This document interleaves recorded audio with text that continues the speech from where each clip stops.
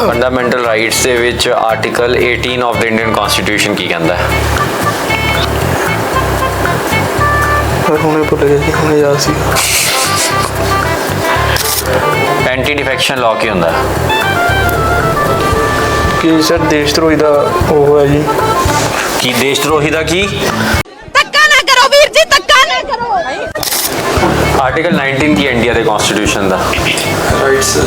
ਹੈ ਰਾਈਟ ਅਬੇ ਕਿਆ ਰਾਈਟ ਵਾਲਾ ਹੈ ਕੀ? Right to speak sir. Right national emergency ਦੇ ਗਰਾਊਂਡਸ ਕੀ ਹੋ ਸਕਦੇ ਆ? सर एक तो एक्सटर्नल डिस्टर्बेंस है, मतलब एक्सटर्नल डिस्टर्बेंस बाहर कितने डिस्टर्बेंस हो रही है? पाकिस्तान से कोई सिविल वॉर चल रही है, अफगानिस्तान सिविल वॉर चल रही है, ठीक है। तो जैसमीन जो प्रधानमंत्री हुई तो उन्हें इंडिया में एमरजेंसी ला देनी।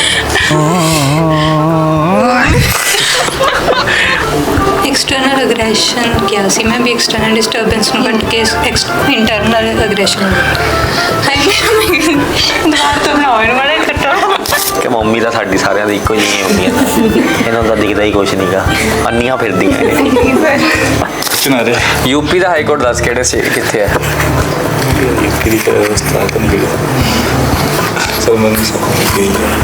ਅੱਜ ਥੋੜਾ ਸੈੱਟ ਨਹੀਂ ਹੈ।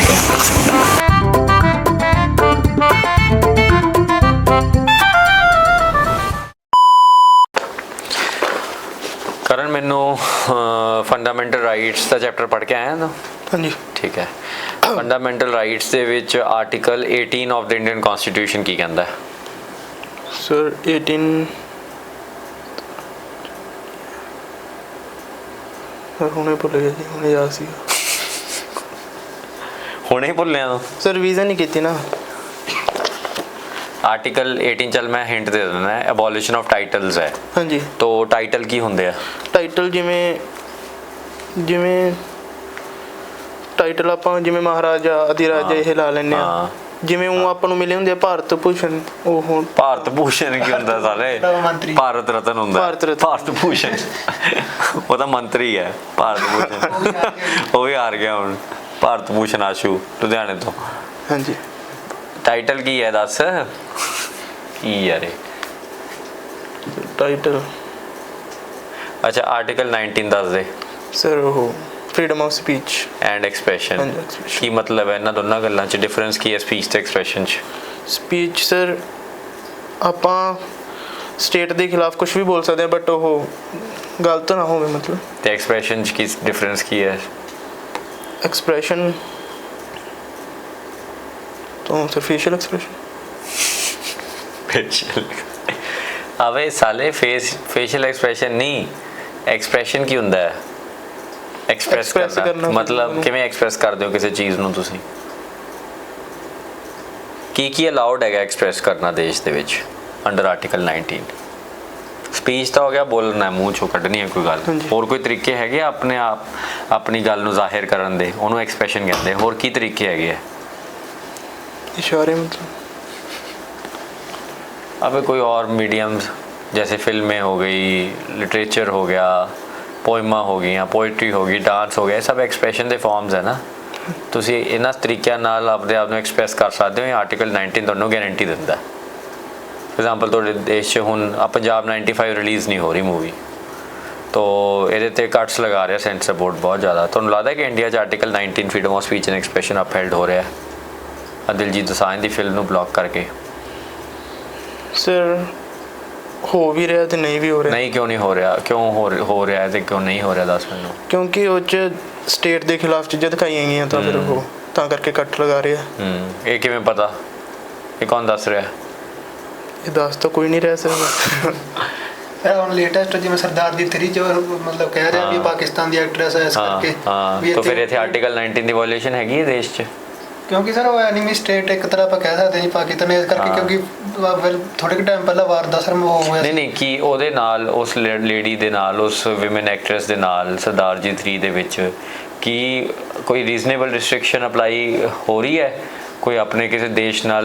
ਕੋਈ ਇਹ ਤਾਂ ਮਤਲਬ ਸਰ ਆਪਸ ਚ ਪੋਲੀਟੀਸ਼ੀਅਨ ਦੇ ਅਕੋਰਡਿੰਗ ਹਾਂ ਇਹਦੇ 'ਚ ਕੋਈ ਇਹ ਤਾਂ ਨਹੀਂ ਹੈ, ਕੋਈ ਕਾਇਦੇ ਨਹੀਂ ਹੈਗਾ। ਠੀਕ ਹੈ।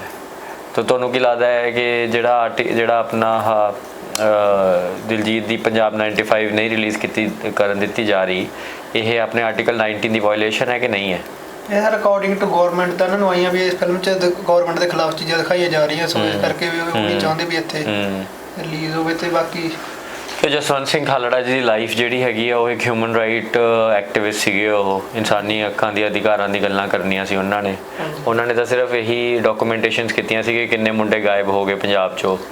ਤਾਂ ਉਹਦੇ ਬਾਰੇ ਅਗਰ ਆਪਾਂ ਗੱਲ ਕਰਨਾ ਚਾਹੁੰਦੇ ਹਾਂ ਕਿਸੇ ਫਿਲਮ ਦੇ ਥਰੂ, ਤਾਂ ਕੀ ਉਹ ਸਟਰਗਲ ਦਿਖਾਣੀ ਨਹੀਂ ਚਾਹੀਦੀ? ਸਰ ਦਿਖਾਉਣੀ ਵੀ ਚਾਹੀਦੀ ਆ, ਪਰ ਕਿਉਂਕਿ ਹੁਣ ਕਈ ਜਿਵੇਂ ਮੇਨ ਉਹਨੇ ਉਹ ਕੀਤਾ ਸੀ ਵੀ ਕਈ ਮੇਨ ਆਫਿਸਰ ਦੇ ਨਾਮ ਆ ਸਕਦੇ ਸਰ ਉਹ 'ਚ, ਜਿਵੇਂ ਵੱਡੇ ਆਫਿਸਰ ਦੇ। ਸੋ ਗਵਰਨਮੈਂਟ ਕੀ ਕਹਿ ਸਕਦੇ ਵੀ ਮਾੜਾ ਮੋਟਾ ਕਵਰ ਵੀ ਕਰ ਰਹੀ ਹੈ ਵੀ ਸਾਡਾ ਕਈ ਵਾਰੀ ਵਿੱਚ ਨਾ ਆ ਜੇ ਮੇਨ ਆਫਿਸਰ ਕਈ। ਓਕੇ, ਤਾਂ ਮੈਨੂੰ ਇਹ ਦੱਸੋ ਕਿ ਤੁਸੀਂ ਦੱਸੋ ਸੁਪਰੀਮ ਕੋਰਟ ਦੇ ਵਿੱਚ ਜਿਹੜੇ ਜੱਜਸ ਹੁੰਦੇ ਆ, ਉਹਨਾਂ ਦੀ ਅਪਾਇੰਟਮੈਂਟ ਕਿਵੇਂ ਹੁੰਦੀ ਹੈ? ਸਰ ਅਪਾਇੰਟਮੈਂਟ ਤਾਂ ਪ੍ਰੈਜ਼ੀਡੈਂਟ ਕਰਦਾ ਜੀ, ਐਂਡ ਕੁਆਲੀਫਿਕੇਸ਼ਨ ਉਹਦੀ ਹੈਗੀ ਕਿ ਸਿਟੀਜ਼ਨ ਆਫ ਇੰਡੀਆ ਹੋਣਾ ਚਾਹੀਦਾ। 10 ਸਾਲ ਉਹਨੇ ਇੰਡੀਆ ਦੀ ਟੈਰੀਟਰੀ ਦੇ ਵਿੱਚ ਐਜ਼ ਅ ਐਡਵੋਕੇਟ। ਐਲੀਜੀਬਿਲਟੀ ਨਹੀਂ ਪੁੱਛ ਰਿਹਾ, ਅਪਾਇੰਟਮੈਂਟ ਦਾ ਪ੍ਰੋਸੈਸ ਪੁੱਛ ਰਿਹਾ। ਤੁਸੀਂ ਦੱਸੋ ਕਿਵੇਂ ਅਪਾਇੰਟ ਹੁੰਦਾ ਸੁਪਰੀਮ ਕੋਰਟ 'ਚ ਜੱਜ? ਕੋਲੇਜੀਅਮ ਦਾ ਕੀ ਰੋਲ ਹੈ ਇਹਦੇ ਵਿੱਚ? ਮਤਲਬ ਪ੍ਰੈਜ਼ੀਡੈਂਟ ਤਾਂ ਅਪਾਇੰਟ ਹੀ ਕਰਦਾ, ਮਤਲਬ ਪੁਆਇੰਟ ਮੇਨ ਅਥਾਰਟੀ ਪ੍ਰੈਜ਼ੀਡੈਂਟ ਹੈ ਜੀ। ਠੀਕ ਹੈ, ਕੋਲੇਜੀਅਮ ਕੀ ਕਰਦਾ? ਕੋਲੇਜੀਅਮ ਕੀ ਚੀਜ਼ ਹੁੰਦੀ ਹੈ? ਕੋਲੇਜੀਅਮ ਕੀ ਹੈ? ਕੋਲੇਜੀਅਮ ਸਰ ਆਜ਼ਾਦੀ ਤੋਂ ਬਾਅਦ ਅਮੈਂਡਮੈਂਟ ਨਾਲ ਬਣੀ ਹੈ। ਇਹਦੇ 'ਚ ਉਹ ਦੇਖਦੇ ਆ ਕਿ ਜੱਜ ਜਿਹੜਾ ਹੋਵੇ, ਮਤਲਬ ਜੁੱਤਾ ਮਾਰਨਾ ਮੈਂ ਹੁਣੇ।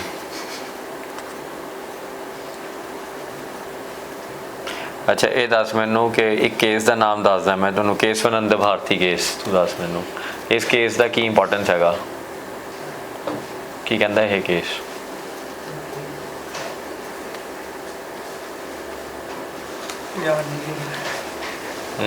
ਤੈਨੂੰ ਪਤਾ ਬੇਸਿਕ ਸਟਰਕਚਰ ਆ ਗਿਆ ਸਰ ਇਹਦੇ ਵਿੱਚ। Basic structure of the Indian constitution ਕੀ ਚੀਜ਼ ਹੈ?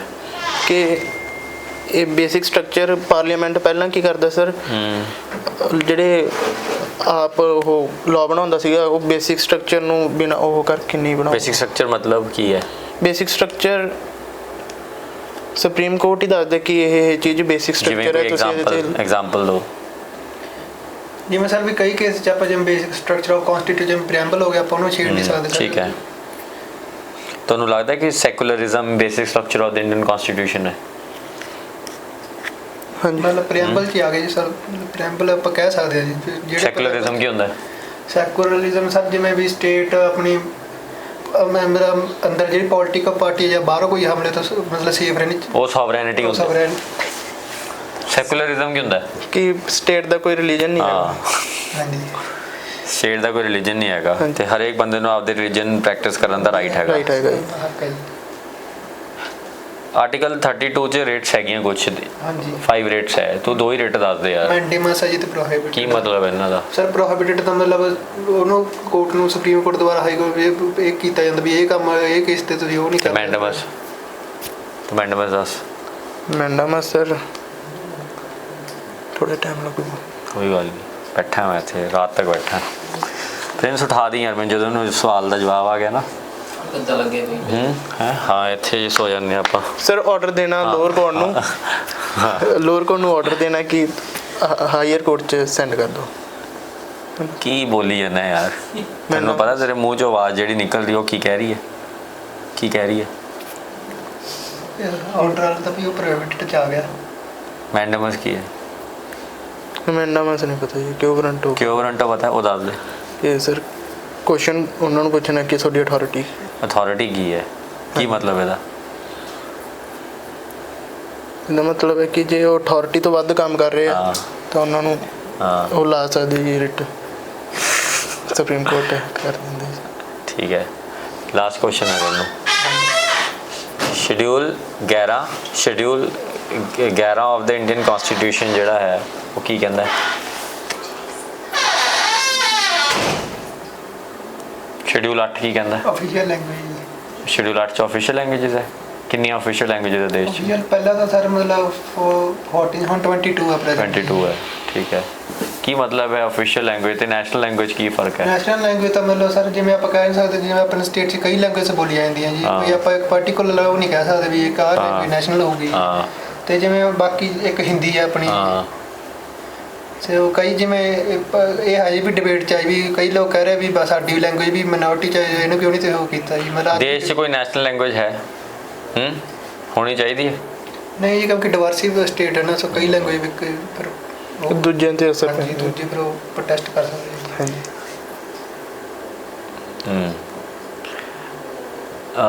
ਲਾਸਟ ਕੁਐਸਚਨ ਤੈਨੂੰ ਪੁੱਛੂੰਗਾ ਮੈਂ, ਠੀਕ ਹੈ।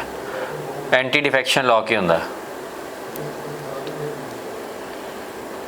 ਕਿ ਸਰ ਦੇਸ਼ ਧਰੋਹੀ ਦਾ ਉਹ ਹੈ ਜੀ ਕੀ ਦੇਸ਼ ਦਰੋਹੀ ਦਾ ਕੀ ਲਾਅ ਹੈ ਜੀ ਉਹ ਸੈਡੀਸ਼ਨ ਹੁੰਦਾ ਹੈ। ਸੈਡੀਸ਼ਨ ਡਿਫੈਕਸ਼ਨ ਤੇ ਸੈਡੀਸ਼ਨ 'ਚ ਫਰਕ ਹੁੰਦਾ ਹੈ। ਮਿਨਿਸਟਰ ਤੇ ਲੱਗਦਾ ਜੀ ਆ ਹਾਂ ਕੀ ਹੁੰਦਾ ਹੈ ਸੈਡੀਸ਼ਨ ਤੇ ਡਿਫੈਕਸ਼ਨ 'ਚ ਕੀ ਡਿਫਰੈਂਸ ਹੈ? ਸੈਡੀਸ਼ਨ ਤੇ ਸੈਡੀਸ਼ਨ ਤਾਂ ਜਿਹੜਾ ਮੈਂ ਹੁਣ ਦੱਸਿਆ ਸੀ ਤੇ ਡਿਫੈਕਸ਼ਨ ਡਿਫੈਕਸ਼ਨ ਸਰ ਮਿਨਿਸਟਰ ਦੇ ਅਗੇਂਸਟ ਲੱਗਦਾ ਜਿਹੜਾ ਪਾਰਟੀ 'ਚ ਪਾਰਟੀ ਨਾਲ ਵੱਖ ਜਾਵੇ। ਹਾਂ ਧੋਖਾ ਕਰੇ, ਪਾਰਟੀ ਦੀ ਧੋਖਾਧੜੀ ਨੂੰ ਡਿਫੈਕਸ਼ਨ ਕਹਿੰਦੇ ਆ। ਤੇ ਐਂਟੀ ਡਿਫੈਕਸ਼ਨ ਲਾਅ ਕੀ ਹੈ? ਕਿ ਉਹ ਡਿਫੈਕਸ਼ਨ ਨਾ ਕਰੇ ਮਿਨਿਸਟਰ। ਕਿਉਂ ਨਹੀਂ ਕਰਨਾ ਚਾਹੀਦਾ ਡਿਫੈਕਸ਼ਨ? ਕਿਉਂਕਿ ਉਹ ਪਾਰਟੀ ਦੇ ਨਾਲ ਚੱਲੂਗਾ ਤਾਂ ਹੋਰ ਹੋਊਗਾ, ਨਹੀਂ ਤਾਂ ਪਾਰਟੀ ਖਤਮ ਹੋ ਜੂਗੀ, ਸਟੇਬਿਲਿਟੀ ਨਹੀਂ ਰਹੇਗੀ। ਸਟੇਬਿਲਿਟੀ ਨਹੀਂ ਰਹੇਗੀ। ਠੀਕ ਹੈ ਚਲੋ ਠੀਕ ਹੈ ਗਾਇਸ। ਕੀ ਪੜ੍ਹ ਕੇ ਆਏ ਹੋ? ਫੰਡਾਮੈਂਟਲ ਰਾਈਟਸ ਤੇ ਸਰ ਡੀਪੀਐਸਪੀ ਦੋਨੋਂ ਪੜ੍ਹੇ? ਹਾਂਜੀ। ਐਬੋਲਿਸ਼ਨ ਆਫ ਟਾਈਟਲ ਦਾ ਆਰਟੀਕਲ ਕਿਹੜਾ ਹੈ? 18 ਕੀ ਕਹਿੰਦਾ ਹੈ? ਟਾਈਟਲ ਕੀ ਚੀਜ਼ ਹੁੰਦੀ ਹੈ? ਸਰ ਜਿਵੇਂ ਭਾਰਤ ਰਤਨ ਇੱਕ ਟਾਈਟਲ ਮਿਲਦਾ ਹਾਂ। ਹੁੰਦਾ ਉਹ ਜਿਵੇਂ ਆਪਾਂ ਕਿਸੇ ਵੀ ਨਾਰਮਲ ਬੰਦੇ ਨੂੰ ਦੇ ਸਕਦੇ। ਨਹੀਂ ਦੇ ਸਕਦੇ। ਤੂੰ ਦੱਸ ਟਾਈਟਲ ਕੀ ਹੁੰਦਾ? ਸਰ ਜਿਵੇਂ ਜਾਂ ਪਹਿਲਾਂ ਵੀ ਰਾਜੇ ਦਾ ਟਾਈਟਲ ਜਾਂ ਮਹਾਰਾਜੇ ਦਾ ਟਾਈਟਲ ਦੇ ਦਿੰਦੇ ਸੀ, ਉਹ ਨਹੀਂ ਹੁਣ ਦੇਣਾ ਕਿਸੇ ਉਹ ਨਹੀਂ ਦੇਣਾ। ਹਾਂ ਕਿਉਂ? ਉਹਦਾ ਕੀ ਕਾਰਨ ਹੈ? ਟਾਈਟਲ ਦੇ ਕੇ ਕੀ ਹੋ ਜਾਂਦਾ ਬੰਦੇ ਨੂੰ? ਸਰ ਇਹ ਪਹਿਲਾਂ ਤਾਂ ਨਹੀਂ ਹੈਗਾ ਸੀਗਾ, ਇਹ ਇਸ ਵੇਲੇ ਆਇਆ ਹੈਗਾ ਜੀ। ਜਿਵੇਂ ਟਾਈਟਲ ਦੇ ਕੇ ਹੁੰਦਾ ਕੀ ਹੈ? ਸਪੋਜ਼ ਮੈਨੂੰ ਅੱਜ ਤੁਸੀਂ ਮਹਾਰਾਜਾ ਦਾ ਟਾਈਟਲ ਦੇ ਦਿਓ, ਹਾਂਜੀ ਤਾਂ ਇਹਦੇ ਨਾਲ ਹੋਊਗਾ ਕੀ? ਕਿਉਂ ਐਬੋਲਿਸ਼ ਕਰਨਾ ਇਹ ਇੱਕ ਸਿਸਟਮ? ਸਰ ਮਤਲਬ ਕਿ ਸੋਸਾਇਟੀ ਦੇ ਵਿੱਚ ਉਹ ਡਿਫਰੈਂਸ ਪੈਦਾ ਹੋ ਹਾਂ ਜਾਂਦਾ ਗੁੱਡ, ਇਕੁਐਲਿਟੀ ਨਹੀਂ equality ਨਹੀਂ ਰਹਿੰਦੀ। ਰਹਿੰਦੀ। ਹੁਣ ਤੇ ਮੈਂ ਇੱਥੇ ਬੈਠਾ ਰਾਜਾ ਮਨਿੰਦਰ ਸਿੰਘ ਤੇ ਤੁਸੀਂ ਕਿਉਂ ਪ੍ਰਜਾ ਹੋ? ਇਹ ਲੋਕਤੰਤਰ ਹੈ ਇਹ। ਇੱਥੇ ਕੋਈ ਰਾਜਾ ਨਹੀਂ ਕੋਈ ਪ੍ਰਜਾ ਨਹੀਂ, ਸਭ ਰਾਜੇ ਹੈ ਇੱਥੇ। ਸਿਪਾਹੀ ਹੈ ਜੀ। ਹਾਂ ਇਸ ਕਰਕੇ ਇਹ ਜਮਹੂਰੀਅਤ ਹੈ ਨਾ, ਡੈਮੋਕ੍ਰੇਸੀ ਹੈ। ਡੈਮੋਕ੍ਰੇਸੀ 'ਚ ਕੀ ਹੈ? ਕੋਈ ਉੱਪਰ ਨੀਚੇ ਨਹੀਂ, ਇਕੁਐਲਿਟੀ ਹੈ ਸਾਰੇ ਕਿਤੇ। ਸੋਸ਼ਲਿਜ਼ਮ ਦਾ ਹਾਂ ਤਾਂ ਇਸ ਕਰਕੇ ਇਹਦੇ 'ਚ ਰਾਜੇ ਪ੍ਰਜਾ ਦਾ ਕੀ ਲੌਜਿਕ ਹੈ? ਇਸ ਕਰਕੇ ਟਾਈਟਲ ਦੀ ਅਬੋਲਿਸ਼ਨ ਹੋਈ ਹੈ। ਸੀਟਾ ਡੈਲ ਸੀਗਾ ਜਿਵੇਂ ਸਰ ਪਹਿਲਾਂ। ਹਾਂ ਉਹ ਨਹੀਂ ਹੈਗਾ, ਉਹ ਚੀਜ਼ ਨਹੀਂ ਹੈਗੀ। ਆਰਟੀਕਲ 19 ਕੀ ਕਹਿੰਦਾ? ਆਰਟੀਕਲ 19 ਹੈ ਆਪਾਂ ਨੂੰ ਫਰੀडम ਦਿੰਦਾ ਜੀ ਬੋਲਣ ਦੀ ਤੇ ਐਕਸਪ੍ਰੈਸ਼ਨ ਦੀ। ਹਾਂ ਬੋਲਣ, ਐਕਸਪ੍ਰੈਸ਼ਨ ਤੇ ਸਪੀਚ ਦੇ ਵਿੱਚ ਕੀ ਫਰਕ ਹੁੰਦਾ? ਐਕਸਪ੍ਰੈਸ਼ਨ ਤਾਂ ਸਰ ਬੋਲਣਾ ਤਾਂ ਵੀ ਆਪਾਂ ਜਿਵੇਂ ਨਾਰਮਲ ਬੋਲ ਲਿਆ, ਸਪੀਕ ਕਰ ਲਿਆ। ਹਾਂ ਤੇ ਐਕਸਪ੍ਰੈਸ਼ਨ ਹੁੰਦਾ ਜੀ ਵੀ ਆਪਣੇ ਹਾਵ ਭਾਵ ਵੀ ਆਪਾਂ। ਐਕਸਪ੍ਰੈਸ਼ਨ ਦੇ ਕੁਝ ਫੋਰਮਸ ਦੱਸੋ ਕੀ ਹੈ? ਐਕਸਪ੍ਰੈਸ਼ਨ ਦੇ ਵਿੱਚ ਸਰ ਵੀ ਆਪਾਂ ਜਿਵੇਂ ਆਪਾਂ ਨੂੰ ਚੰਗਾ ਲੱਗਦਾ ਆਪਾਂ ਉਵੇਂ ਬਣ ਸਕਦੇ ਹਾਂ ਜੀ। ਨਹੀਂ ਕੋਈ ਮੀਡੀਅਮ ਆਫ ਐਕਸਪ੍ਰੈਸ਼ਨ ਦੱਸੋ। Expression ਤਾਂ ਕਿਵੇਂ ਤੁਸੀਂ ਆਪਦੇ ਨੂੰ ਐਕਸਪ੍ਰੈਸ ਕਰ ਸਕਦੇ ਹੋ? ਸਰ ਜਿਵੇਂ ਵੀ ਕੋਈ ਧਰਨੇ, ਜਿਵੇਂ ਕੋਈ ਅਪਸਾਈਡ ਹੁੰਦਾ ਹੈਗਾ, ਧਰਨੇ ਲਾ ਸਕਦੇ ਹੋ। ਹੋਰ ਵੀ ਸਰ ਕਿਸੇ ਲਾਅ ਦੇ ਅਗੇਂਸਟ ਨਾ ਹਾਂ ਠੀਕ ਹੈ, ਕਰ ਸਕਦੇ ਹਾਂ। ਗੁੱਡ ਹੈ। ਹੋਰ ਕੋਈ ਤਰੀਕਾ? ਜਿਵੇਂ ਸਰ ਕੋਈ ਚੀਜ਼ ਆਪਾਂ ਨੂੰ ਜਿਵੇਂ ਮਤਲਬ ਕਿ ਜਿਵੇਂ ਕੋਈ ਰੂਲ ਆਪਾਂ ਨੂੰ ਵਧੀਆ ਨਹੀਂ ਹਾਂ, ਲੱਗਿਆ, ਉਹਦੇ- ਉਹ ਚੀਜ਼ ਆਪਾਂ ਦੱਸ ਵੀ ਸਕਦੇ ਤੇ ਉਹਦੇ ਤੇ ਆਪਾਂ ਉਹ ਕਿਵੇਂ ਦੱਸੀਏ? ਕਿਵੇਂ ਐਕਸਪ੍ਰੈਸ ਕਰੀਏ ਆਪਾਂ? ਐਕਸਪ੍ਰੈਸ਼ਨ ਦੇ ਕੀ ਤਰੀਕੇ ਹੋ ਸਕਦੇ ਆ? ਮੂਵੀਜ਼ ਹੋ ਸਕਦੀ ਹਾਂਜੀ ਹੈ, ਮੂਵੀਜ਼ ਹੋ ਸਕਦੀ ਆ। ਹੁਣੇ ਪਿੱਛੇ ਜੇ ਦਿਲਜੀਤ ਦੋਸਾਂਝ ਦੀ ਮੂਵੀ ਦੀ ਗੱਲ ਚੱਲਦੀ ਪਈ ਪੰਜਾਬ 95। ਹਾਂਜੀ ਇਹਨੂੰ ਕਹਿ ਰਹੇ ਕਿ ਅਸੀਂ ਰਿਲੀਜ਼ ਨਹੀਂ ਕਰਨ ਦੇਣਾ, ਸਰਕਾਰ ਕਹਿ ਰਹੀ ਹੈ ਅਸੀਂ ਕੱਟ ਲਾਵਾਂਗੇ 140 ਕੱਟ, ਫਿਰ ਰਿਲੀਜ਼ ਹੋਊਗੀ। ਤੁਹਾਨੂੰ ਲੱਗਦਾ ਕਿ ਆਰਟੀਕਲ 19 ਦੀ ਵਾਇਓਲੇਸ਼ਨ ਹੈ ਇਹ? ਹਾਂਜੀ ਸਰ। ਹਾਂਜੀ ਤਾਂ ਇਹਨੂੰ ਰਿਲੀਜ਼ ਕਰਨਾ ਚਾਹੀਦਾ ਪੰਜਾਬ ਸਟੇਟ ਦੀ ਗਵਰਨਮੈਂਟ ਸਰ। ਉਹ ਤਾਂ ਮਤਲਬ ਵੀ ਇਤਿਹਾਸ ਹੈ ਆਪਣਾ, ਵੀ ਉਹ ਵੀ ਤਾਂ ਕਰਕੇ ਉਹਦਾ ਬਣਾ ਦਿਖਾ ਰਹੇ ਆ ਵੀ ਇਦਾਂ ਹੋਇਆ ਹੈਗਾ ਵੀ। ਫਿਰ ਵੀ ਉੱਥੇ ਤਾਂ ਕੋਈ ਹੋਣਾ ਹੀ ਨਹੀਂ ਚਾਹੀਦਾ ਵੀ ਕੱਟ ਲੱਗਣਾ ਚਾਹੀਦਾ, ਪਤਾ ਤਾਂ ਲੱਗਣਾ ਹੀ ਚਾਹੀਦਾ ਸਰ। ਆਰਟੀਕਲ 21 ਕੀ ਕਹਿੰਦਾ? Right to life. Right to life. ਤੇ ਇਸ ਦੇਸ਼ 'ਚ ਕੀ ਸਰਕਾਰ ਕੋਲ ਇਹ ਰਾਈਟ ਹੈਗਾ ਕਿ ਤੁਹਾਡੀ ਜ਼ਿੰਦਗੀ ਲੈ ਸਕਦੀ ਆ ਉਹ? ਕਿਉਂ ਹੈਗਾ? ਜੇ ਸਰ ਆਪਾਂ ਜੇ ਡੈਥ ਸੈਂਟੈਂਸ ਦੇ ਦੋ। ਹਾਂਜੀ ਜੇ ਗਲਤ ਕੰਮ ਕਰਾਂਗੇ ਸਰ। ਗਲਤ ਮਤਲਬ ਸਰ ਜੇ ਕਿ ਆਪਾਂ ਕ੍ਰਿਮੀਨਲ ਕਰਾਂਗੇ, ਕੋਈ ਲਾਅ ਦੇ ਅੰਡਰ, ਲਾਅ ਤੋਂ ਬਾਹਰ ਹੋ ਕੇ ਕੰਮ ਕਰਾਂਗੇ ਸਰ। ਜੇ ਕਿਸੇ ਦਾ ਆਪਾਂ ਮਰਡਰ ਕਰਾਂਗੇ ਜਾਂ ਰੇਪ ਕਰਾਂਗੇ, ਉਹ ਚੀਜ਼ ਚ ਉਸ ਕੇਸ 'ਚ ਹੋ ਸਕਦਾ। ਹਾਂ ਵੈਸੇ ਜੇ ਆਪਾਂ ਨਾਰਮਲ ਜ਼ਿੰਦਗੀ ਜੀ ਰਹੇ ਫਿਰ ਨਹੀਂ ਤੁਹਾਡੀ ਲੈ ਸਕਦੇ ਰਾਈਟ ਟੂ ਲਾਈਫ। ਅੱਛਾ ਤੂੰ ਮੈਨੂੰ ਦੱਸ ਕਿ ਰਾਈਟ ਟੂ ਐਜੂਕੇਸ਼ਨ ਦਾ ਕਿਹੜਾ ਕਾਨੂੰਨ ਹੈ ਦੇਸ਼ 'ਚ? ਸਰ ਰਾਈਟ ਟੂ ਐਜੂਕੇਸ਼ਨ ਦਾ 21A ਹੈ ਜੀ। 21A ਹੈ। ਇਹ 86ਵੀਂ ਅਮੈਂਡਮੈਂਟ ਨਾਲ ਆਇਆ ਜੀ 2002 ਦੇ ਠੀਕ ਵਿੱਚ। ਹੈ। ਇਹਦੇ ਵਿੱਚ ਜਿਹੜੇ 0 ਤੋਂ ਲੈ ਕੇ 14 ਸਾਲ ਤੱਕ ਹੈਗੇ। 0 6 ਤੋਂ 14 0 6 ਤੋਂ 14 ਸਾਲੇ ਜਵਾਕ ਹੋਇਆ ਨਹੀਂ, ਤੂੰ ਪੜਾ ਪਹਿਲਾਂ ਲੈ ਉਹਨੂੰ 6 ਤੋਂ 14 0 ਤੋਂ 6 ਤੋਂ 0 ਸਾਲ ਪਤਾ ਕਿੰਨਾ ਹੁੰਦਾ ਹੈ ਜਵਾਕ ਦਾ? 6 ਤੋਂ 14 ਸਾਲ ਦੇ ਬੱਚਿਆਂ ਨੂੰ ਐਜੂਕੇਸ਼ਨ ਦਿੱਤੀ ਜਾਂਦੀ ਹੈ। ਮਾਈਨਸ ਚ ਨਹੀਂ ਕਹਤਾ ਸ਼ੁਕਰ ਹੈ। -6 ਤੋਂ 14 6 ਤੋਂ 14 ਕਹੇ। ਹਾਂਜੀ ਉਹਦਾ ਚੈਟ ਜੀਟੀਪੀ ਦੇ ਭਰਦੇ ਨਾ 0 ਤੋਂ 6 ਆਉਂਦਾ ਹੈਗਾ ਜੀ। ਉਹ 0 ਤੋਂ 6 ਨਾ ਉਹ अर्ਲੀ एजुकेशन है। हाँ वो DPSP है। हाँ ये 6 ਤੋਂ 14 है। अच्छा तो इस कानून ਨੂੰ ਇੰਪਲੀਮੈਂਟ ਕਰਨ ਵਾਸਤੇ ਦੇਸ਼ 'ਚ ਕਿਹੜਾ ਕਾਨੂੰਨ ਆਇਆ ਹੈ ਇਸ ਕਨਸਟੀਟਿਊਸ਼ਨਲ ਪ੍ਰੋਵੀਜ਼ਨ ਨੂੰ ਇੰਪਲੀਮੈਂਟ ਕਰਨ ਵਾਸਤੇ? ਰਾਈਟ ਟੂ ਐਜੂਕੇਸ਼ਨ ਐਕਟ ਕਦੋਂ ਆਇਆ ਸੀ? 2009 ਦੇ ਵਿੱਚ। ਠੀਕ ਹੈ 2009 ਦੇ ਵਿੱਚ ਇੰਪਲੀਮੈਂਟ ਹੋਇਆ 2010 ਦੇ ਵਿੱਚ। तो इस एक्ट के अंदर की लिखा हुआ है? कंपलसरी एजुकेशन हैगी सारे बच्चों हाँ जी हैगी ते फ्री हैगी हाँ जी है पैसे लगते फ्री हैगी है जी 8 तक गवर्नमेंट स्कूल च फ्री हैगी हाँ जी पक्का हाँ जी ते प्राइवेट स्कूलों च प्राइवेट स्कूलों च है नहीं कोई प्रोविजन हैगी कि प्राइवेट स्कूल च भी लग सकते बच्चे ये मतलब सर फीस तो लगूगी मतलब नहीं फीस लगूगी क्यों नहीं ये प्रोविजन दे रखे कि 25% प्राइवेट स्कूल ਜਿਹੜੇ ਹੈਗੇ ਸੀਟਾਂ ਰਿਜ਼ਰਵ ਕਰਨਗੇ ਫॉर ਪੂਅਰ ਸਟੂਡੈਂਟ ਇਹਨਾਂ ਕੋਈ ਫੀਸ ਨਹੀਂ ਹੋਊਗੀ ਸਪੋਜ਼ 100 ਟੋਟਲ ਉਹ ਹੈਗੀਆਂ ਸੀਟਾਂ ਤਾਂ ਉਹਦੇ ਵਿੱਚ 25 ਸੀਟਾਂ ਗਰੀਬ ਲੋਕਾਂ ਲਈ ਹੋਣਗੀਆਂ ਗਰੀਬ ਬੱਚਿਆਂ ਲਈ ਐਪਲੀਕੇਸ਼ਨ ਫਾਈਲ ਕਰਨੀ ਹਾਂ ਉਹ ਸਾਰਾ ਕੁਝ ਹੋਊਗਾ basic structure of the Indian constitution ਕੀ ਹੁੰਦਾ ਬੇਸਿਕ ਸਟਰਕਚਰ ਦੇ ਵਿੱਚ ਸਰ ਜਿਵੇਂ ਇੱਕ ਗੱਲ ਤਾਂ ਹੈ ਵੀ ਸੋਵਰੇਨਟੀ ਦਾ ਆਈਡੀਆ ਆ ਗਿਆ ਜੀ ਸੋਸ਼ਲਿਜ਼ਮ ਦਾ ਹੋ ਗਿਆ ਜੀ ਇੰਟੀਗ੍ਰਿਟੀ ਹੋ ਗਈ ਜੀ ਫਰਟਰਨਿਟੀ ਹੋ ਗਈ ਜੀ ਤੇ ਲਿਬਰਟੀ ਹੋ ਗਈ ਸੈਕੂਲਰਿਜ਼ਮ ਕੀ ਹੈ ਸੈਕੂਲਰਿਜ਼ਮ ਦਾ ਮਤਲਬ ਹੈ ਸਰ ਵੀ ਇੱਥੇ ਜਿਹੜਾ ਆਪਣਾ ਭਾਰਤ ਹੈਗਾ ਵੀ ਉਹ ਕੋਈ ਵੀ ਬੰਦਾ ਕੋਈ ਵੀ ਧਰਮ ਅਪਣਾ ਸਕਦਾ ਜੀ ਤੇ ਉਹ ਜੇ ਨਹੀਂ ਵੀ ਧਰਮ 'ਚ ਬਲੀਵ ਕਰਨਾ ਚਾਹੁੰਦਾ ਤਾਂ ਉਹ ਫ੍ਰੀ ਹੋ ਕੇ ਕਿਹੜਾ ਆਰਟੀਕਲ ਹੈ ਇਹ 25 ਵੈਰੀ ਗੁੱਡ ਯਾਰ ਅੱਜ ਤਾਂ ਪੂਰੇ ਤੁਸੀਂ ਜਵਾਬ ਦੇ ਰਹੇ ਹੋ ਹੈ पढ़ गया लगता खून खोल गया शुक्र सारी बॉडी पढ़ के वो खून नहीं वो खून पानी है जो देश के काम ना आ सके वो बेकार जवानी है तो ये दस दे इस गल ते कि यूनीफॉर्म सिविल कोड की हुंदा सर यूनीफॉर्म कोड मतलब भी सर भी ਇੱਕ ਰਹੇ ਮਤਲਬ ਵੀ ਜਿਵੇਂ ਹਿੰਦੂ ਜਾਂ ਜਿਵੇਂ ਮੁਸਲਮਾਨ ਇਹਨਾਂ ਦਾ ਵਿਆਹ ਉਹ ਅੱਡ ਹੁੰਦਾ ਸਰ ਹਨਾ ਮਤਲਬ ਵੀ ਇਕੁਅਲਿਟੀ ਰਵੇ ਮਤਲਬ ਵੀ ਜਿਵੇਂ ਵੀ ਮਤਲਬ ਆਪਣੇ ਜਿਹੜੇ ਸਿੱਖਸ ਆ ਜਾਂ ਹਿੰਦੂ ਦਾ ਜਿਹੜੀ ਇਹਨਾਂ ਦੀ ਮੈਰਿਜ ਹੁੰਦੀ ਆ ਉਹ ਇੱਕ ਉਹਦੇ 'ਚ ਲਿਖੀ ਜਾਂਦੀ ਹੈ ਇੱਕ ਕਾਨੂੰਨ 'ਚ ਲਿਖੀ ਜਾਵੇ ਜੀ ਮਤਲਬ ਤੂੰ ਕਹਿ ਰਿਹਾ ਕਿ ਜਿਹੜੇ ਯੂਨੀਫਾਰਮ ਸਿਵਲ ਕੋਡ ਦਾ ਮਤਲਬ ਜਿਹੜੇ ਸਿਵਲ ਲਾਜ਼ ਆ ਉਹ ਯੂਨੀਫਾਰਮ ਹੋਣ ਜੀ ਜਿਵੇਂ ਹੁਣ ਫਿਰ ਸਰ ਮੁਸਲਿਮ ਦਾ ਵੀ ਮੋਦੀ ਮਤਲਬ ਕਰ ਰਿਹਾ ਸੀਗਾ ਵੀ ਕਰਨਾ मोदी जी है वो मोदी नहीं हैगा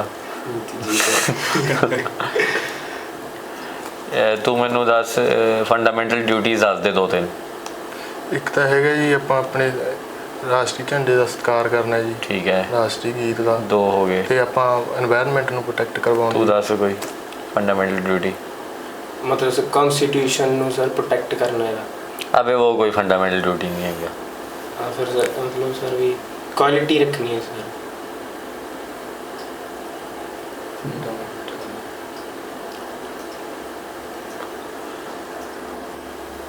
देश च रिजर्वेशन किन्ने % तक मैक्सिमम हैगी है कौन दसूगा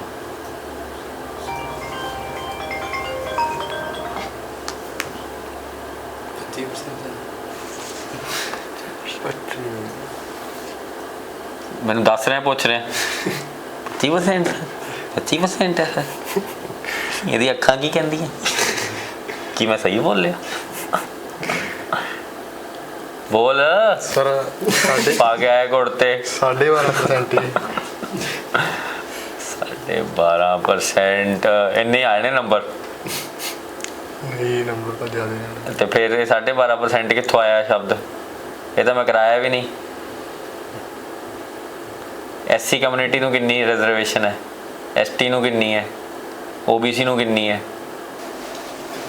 ਆਰਟੀਕਲ 19 ਕੀ ਇੰਡੀਆ ਦੇ ਕਨਸਟੀਟਿਊਸ਼ਨ ਦਾ ਰਾਈਟ ਸਰ ਹੈ ਰਾਈਟ ਅਬੇ ਕੀ ਰਾਈਟ ਵਾਲਾ ਕੀ right to speak sir right to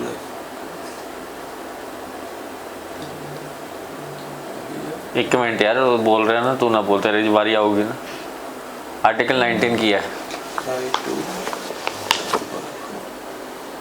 right to work. ये कोई हैगा राइट, फंडामेंटल राइट ये दाद में? नहीं सर, तो सर की नहीं कर देती इंट्रो ਨੂੰ तो ਇੱਥੇ ਬੜਾ ਪ੍ਰਧਾਨ ਮੰਤਰੀ ਆਇਆ ਇਹ ਸਾਡੇ ਵਿੱਚ। ਚੱਲ ਮੈਂ ਕਰ ਦੇਣਾ ਇੰਟਰੋ, ਠੀਕ ਹੈ। तो ਹੈਲੋ ਸਤਿ ਸ਼੍ਰੀ ਅਕਾਲ ਗਾਇਜ਼, ਆਪਣੇ ਨਾਲ ਅੱਜ ਵਿਰਾਜਮਾਨ ਹੈ ਸੀਟ ਦੇ ਉੱਪਰ ਮੇਰੇ ਸੱਜੇ ਹੱਥ ਰੀਤ ਹੈਲੋ ਕਰੋ। ਐਂਡ ਨਾਲ ਉਹਨਾਂ ਦੇ ਵਿਰਾਜਮਾਨ ਹੈ ਇਹਨਾਂ ਦਾ ਨਾਮ ਭੁੱਲ ਗਿਆ ਮੈਂ ਹਾਂ ਦਵਿੰਦਰ ਹੈਲੋ ਕਰੋ। ਹਾਂਜੀ, ਤੇ ਨਾਲ ਗੁਰਜੋਤ ਜੀ ਹੈਗੇ ਆ। ਕਿੱਥੋਂ? ਤਲਵੰਡੀ ਤੋਂ। ਗੁਰਜੋਤ ਜੀ ਤੁਸੀਂ ਕਿੱਥੋਂ? ਸਰ ਤੁਸੀਂ ਬਠਿੰਡਾ ਤੋਂ ਹੀ ਹੋ। ਸੋ ਬੇਸਿਕਲੀ ਇਹ ਤਿੰਨ ਆਏ ਹੈ ਅੱਜ ਸਾਡੇ ਵਿੱਚ। ਸਾਨੂੰ ਅੱਜ ਭਾਗਾਂ ਵਾਲਾ ਦਿਨ ਹੈ ਸਾਡਾ ਕਿ ਸਾਡੇ ਨਾਲ ਇਹ ਵਿਰਾਜਮਾਨ ਹੋਏ ਹੈ। ਤੇ ਗੁਰਜੋਤ ਤੋਂ ਆਪਾਂ ਪਹਿਲਾਂ ਗੱਲਬਾਤ ਸ਼ੁਰੂ ਕਰਾਂਗੇ, ਹੈ ਨਾ। ਤੋ ਗੁਰਜੋਤ ਜੀ ਇਹ ਦੱਸੋ ਤੁਸੀਂ ਕਿ ਤੁਸੀਂ ਦੇਸ਼ ਦੇ ਸੰਵਿਧਾਨ ਨੂੰ ਪੜ੍ਹਿਆ ਕਨਸਟੀਟਿਊਸ਼ਨ ਪੜ੍ਹਿਆ ਤੁਸੀਂ? ਤੋ ਤੁਸੀਂ ਇਹ ਦੱਸੋ ਕਿ ਦੇਸ਼ ਦੇ ਸੰਵਿਧਾਨ ਨੂੰ ਲਿਖਣ ਦਾ ਜਿਹੜਾ ਪ੍ਰੋਸੈਸ ਹੈਗਾ ਇਹ ਪਹਿਲੀ ਵਾਰੀ ਕਦੋਂ ਸ਼ੁਰੂ ਹੋਇਆ ਸੀ? ਕਿਹਦੀ ਇਹ ਆਈਡੀਆ ਸੀਗਾ? ਐਮਐਨ ਰॉय ਦੇ ਮਨ ਚ ਆਈ ਸੀ ਸਾਰਾ ਪੜ੍ਹਦੇ। ਐਮਐਨ ਰॉय ਕੌਣ ਸੀਗੇ? ਐਮਐਨ ਰॉय ਬੰਦਾ ਸੀ, ਬੰਗਾਲ ਤੋਂ ਸੀਗੇ ਇਹ। ਰॉय ਬੰਗਾਲ ਤੋਂ ਹੁੰਦੇ ਆ। ਹੋਰ ਕੌਣ ਸੀਗੇ? ਇੰਡੀਅਨ ਸੀਗੇ, ਇਨਸਾਨ ਸੀ ਇੱਕ। ਹਾਂਜੀ, ਪੋਲੀਟੀਕਲ ਲੀਡਰ ਸੀਗੇ, ਦੇਸ਼ ਆਜ਼ਾਦੀ ਜੰਗ 'ਚ ਲੜੇ ਸੀ। ਹਸਬੈਂਡ ਸੀਗੇ, ਇੱਕ ਫਾਦਰ ਸੀਗੇ, ਸਨ ਸੀਗੇ। ਕੌਣ ਸੀਗੇ ਇਹ? ਇਹਨਾਂ ਨੇ ਇੱਕ ਪੋਲੀਟੀਕਲ ਪਾਰਟੀ ਫਾਊਂਡ ਕੀਤੀ ਸੀ ਇੰਡੀਆ ਦੇ ਵਿੱਚ। ਉਸ ਪੋਲੀਟੀਕਲ ਪਾਰਟੀ ਦਾ ਕੀ ਨਾਮ ਹੈ? ਉਹਨਾਂ ਨੂੰ ਕੀ ਪੁੱਛਦਾ ਤੂੰ? ਮੈਨੂੰ ਪੁੱਛ। ਕਾਂਗਰਸ ਸਰਕਾਰ ਸੀਗੀ, ਇਹਨਾਂ ਨੇ ਕੀਤੀ ਇੰਡੀਅਨ ਸੋਵਰਨ ਪਾਰਟੀ। ਤੋ ਮੈਨੂੰ ਇਹ ਦੱਸ, ਲਾਸਟ ਕੁਐਸਚਨ ਪੁੱਛੂਗਾ ਤੈਨੂੰ ਮੈਂ ਕਿ ਜਿਹੜੀ ਇੱਕ ਕੇਸ ਹੈ, ਕੇਸ ਦਾ ਨਾਮ ਮੈਂ ਦੱਸ ਰਿਹਾ, ਤੂੰ ਮੈਨੂੰ ਦੱਸਣਾ ਕੇਸ ਕਿਸ ਚੀਜ਼ ਦੇ ਰਿਲੇਟਡ ਹੈ, ਠੀਕ ਹੈ? ਤਿਆਰ ਹੈ? ਦਿਮਾਗ ਖੋਲ ਲਾ ਪੂਰਾ ਉਹਦਾ, ਖੋਲ ਲਿਆ ਦਿਮਾਗ। ਕਿਹੋਤੋ ਹੋਲੋਹਨ ਕੇਸ, ਕਿਹੋਤੋ ਹੋਲੋਹਨ ਕੇਸ ਦੱਸ। ਨਹੀਂ ਪਤਾ? ਇੱਕ ਹੋਰ ਕੇਸ ਦੱਸਦਾ, ਲੀਲੀ ਥਾਮਸ ਕੇਸ 2013 ਚ ਆਇਆ ਸੀ। ਨਹੀਂ ਪਤਾ? No idea. Indira Sawhney case 71 emergency. Indira Sawhney case sir case ਨਹੀਂ ਪੜ੍ਹੇ ਸੀ ਮੈਂ, ਆਰਟੀਕਲਸ ਕੀਤੇ ਸੀ। ਆਰਟੀਕਲ ਕਿਤੇ? ਆਰਟੀਕਲ 18 ਕੀ ਹੈ? ਟਾਈਟਲ ਕੀ ਹੁੰਦਾ ਟਾਈਟਲ? ਜਿਵੇਂ ਕਿ ਟਾਈਟਲ ਜਿਹੜੀਆਂ ਆਪਣੀਆਂ ਹੁੰਦੀਆਂ ਰਾਈਟਸ ਹੁੰਦੀਆਂ ਇਹ 'ਚ ਜਿਹੜੇ ਆਰਟੀਕਲਸ ਹੁੰਦੇ ਕਿਸੇ ਨੂੰ ਆਪਾਂ ਉਹ ਨਹੀਂ ਦੇ ਸਕਦੇ। ਕੀ ਨਹੀਂ ਦੇ ਸਕਦੇ? ਸਰ ਪਲਾਇਆ ਅਮੈਂਡਮੈਂਟ ਪੜਿਆ ਸੀਗਾ ਸਰ, ਰਟਨ ਲਾ ਦਿੰਦੇ। ਟਾਈਟਲ ਕੀ ਹੁੰਦਾ ਹੈ? ਬੰਦੇ ਦਾ ਟਾਈਟਲ ਦੇਣਾ ਕਿਸੇ ਨੂੰ, ਜਾਤੀ ਉਹਦੇ ਕਾਸਟ ਬੇਸ ਤੇ। ਚੰਡ ਮਾਰੀ ਕੇ ਸਾਡਾ ਟਾਈਟਲ ਵੀ ਰਾਜਾ ਦਾ ਮਹਾਰਾਜਾ ਦਾ ਟਾਈਟਲ। ਅੱਛਾ, ਇਹਦੀ ਚੰਡ ਮਾਰੀ ਕੇ ਨਹੀਂ ਸਰ, ਟਾਈਟਲ ਕੀ ਹੁੰਦਾ? ਜਿਵੇਂ ਰਾਜਾ ਮਹਾਰਾਜਾ ਦਾ ਟਾਈਟਲ। ਕਿਉਂ ਨਹੀਂ ਦੇਣਾ ਇਹ? ਕਿਉਂ ਅਬੋਲਿਸ਼ ਕਰਨਾ ਟਾਈਟਲ? ਕਿਉਂਕਿ ਸਰ ਆਪਾਂ ਇਕੁਐਲਿਟੀ ਦੇ ਵਿੱਚ ਰਹਿੰਦੇ ਹਾਂ ਸਰ ਦੇਸ਼ 'ਚ। ਤੇ ਇਹਦੇ ਨਾਲ ਇਕੁਐਲਿਟੀ ਕਿਵੇਂ ਆ ਜਾਊਗੀ ਜੇ ਟਾਈਟਲ ਅਬੋਲਿਸ਼ ਹੋ ਜਾਊਗਾ? ਜਿਵੇਂ ਸਰ ਹੁਣ ਜੇ ਮਹਾਰਾਜੇ ਆ ਗਏ ਤੇ ਰਾਜੇ ਆ ਗਏ, ਇਹ 'ਚ ਸਰ ਉਹੀ ਰੂਲ ਆ ਜਾਣਗੇ, ਫਿਰ ਤੋਂ ਮੋਨੋਪੋਲੀ ਆ ਜਾਊਗੀ। ਬੇਸਿਕਲੀ ਇੰਡੀਆ ਇੱਕ ਜਮਹੂਰੀਅਤ ਹੈ, ਲੋਕਤੰਤਰ ਹੈ। ਲੋਕਤੰਤਰ 'ਚ ਕੋਈ ਰਾਜਾ ਨਹੀਂ, ਕੋਈ ਪ੍ਰਜਾ ਨਹੀਂ, ਸਭ ਰਾਜੇ ਹੈ।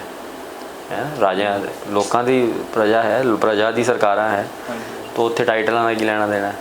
ਸੋ ਇਸ ਕਰਕੇ ਇਹਨੂੰ ਖਤਮ ਕਰਨਾ ਚਾਹੀਦਾ ਆਪਾਂ ਨੂੰ। ਤੂੰ ਤੇਰੇ ਤੇ ਆ ਜਾਂਦੇ ਹਾਂ। ਯੂਨੀਫਾਰਮ ਸਿਵਲ ਕੋਡ ਦੱਸ।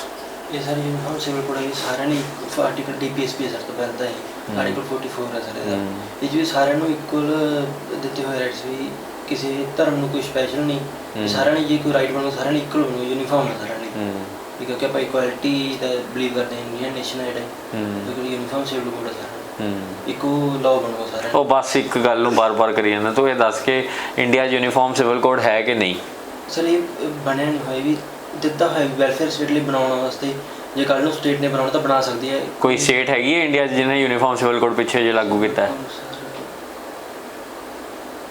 I think Gujarat. You think or you know? ਤੈਨੂੰ ਪਤਾ ਹੈ ਜਾਂ ਤੂੰ ਸੋਚਦਾ?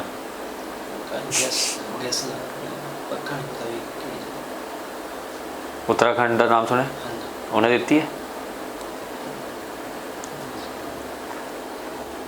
ਉੱਤਰਾਖੰਡ ਦਾ ਨਾਮ ਵੀ ਚੇਂਜ ਹੋਇਆ ਸੀਗਾ ਯੂਨਾਈਟਿਡ ਪ੍ਰੋਵਿੰਸ ਸੀਗਾ ਇਹਦਾ ਨਾਮ ਨਾ। ਕੀ ਬੋਲੀ ਇਹਨਾਂ ਨੂੰ? ਇਹ ਨਾਲ ਵੀ ਹੈਗੇ। ਤੈਨੂੰ ਮੈਂ ਇਹ ਪੁੱਛ ਰਿਹਾ ਕਿ ਉੱਤਰਾਖੰਡ ਦਾ ਨਾਮ ਸੁਣਿਆ ਤੂੰ? ਹਾਂਜੀ ਹਾਂਜੀ ਉੱਤਰਾਖੰਡ ਦੇ ਵਿੱਚ ਕੀ ਯੂਨੀਫਾਰਮ ਸਿਵਲ ਕੋਡ ਨੂੰ ਇੰਪਲੀਮੈਂਟ ਕੀਤਾ ਗਿਆ ਹੈ? ਯੈਸ ਪੱਕਾ ਕੀਤਾ ਗਿਆ? ਉੱਤਰਾਖੰਡ ਨੇ ਇੱਕ ਹੋਰ ਕੰਮ ਵੀ ਕੀਤਾ ਸੀ ਲਿਵ ਇਨ ਰਿਲੇਸ਼ਨਸ ਨੂੰ ਲੈ ਕੇ। ਕੀ ਕੀਤਾ ਸੀਗਾ?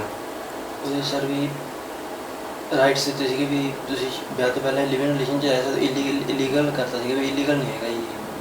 ਇਲੀਗਲ ਕਰਤਾ ਸੀ, ਇਲੀਗਲ ਨਹੀਂ ਹੈਗਾ? ਨਹੀਂ ਸਰ ਇਲੀਗਲ ਨਹੀਂ ਹੈਗਾ, ਲੀਗਲ ਕਰਤਾ ਜੀ। ਲੀਗਲ ਕਰਤਾ। ਲਿਵ ਇਨ ਰਿਲੇਸ਼ਨਸ ਲੀਗਲ ਕੀਤੇ ਹੈ ਹਾਂਜੀ ਉੱਤਰਾਖੰਡ ਨੇ? ਯੈਸ ਪੱਕਾ? ਯੈਸ ਉੱਤਰਾਖੰਡ ਦੀ ਕੈਪੀਟਲ ਕੀ ਹੈ?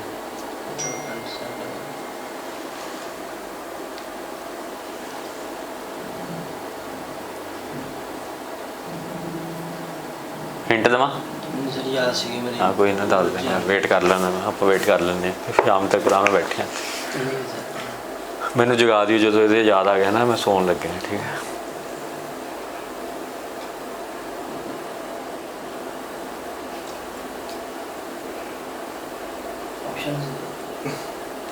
ਹੁਣ ਆਪਸ਼ਨ ਨਹੀਂ ਮੈਂ ਦਿੰਦਾ। ਮੈਂ ਪਹਿਲਾਂ ਕਿਹਾ ਸੀ ਤੁਹਾਨੂੰ ਮੈਂ ਆਪਸ਼ਨ ਦੇ ਰਿਹਾ, ਤੇ ਉਦੋਂ ਤਾਂ ਬੜਾ ਹੀਰੋ ਬਣ ਗਿਆ ਕਿ ਮੈਨੂੰ ਯਾਦ ਸੀਗਾ। ਹੁਣ ਤੂੰ ਮੇਰੇ ਤੋਂ ਆਪਸ਼ਨ ਮੰਗਣ ਲੱਗ ਗਿਆ। ਉਸਕੇ ਤੁਹਾਡੇ ਕੋਲ ਮਾਈਕ ਨਹੀਂ ਹੈਗਾ? ਓਹੋ ਮਾਈਕ ਤਾਂ ਆਪ ਹੈ। ਮਾਰਾ ਤਾਂ ਭੋਗ ਨਹੀਂ ਪੈ ਗਿਆ।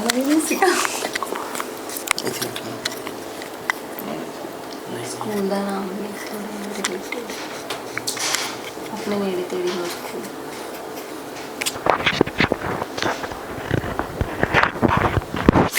ਡੀ ਤੋਂ ਹੈ?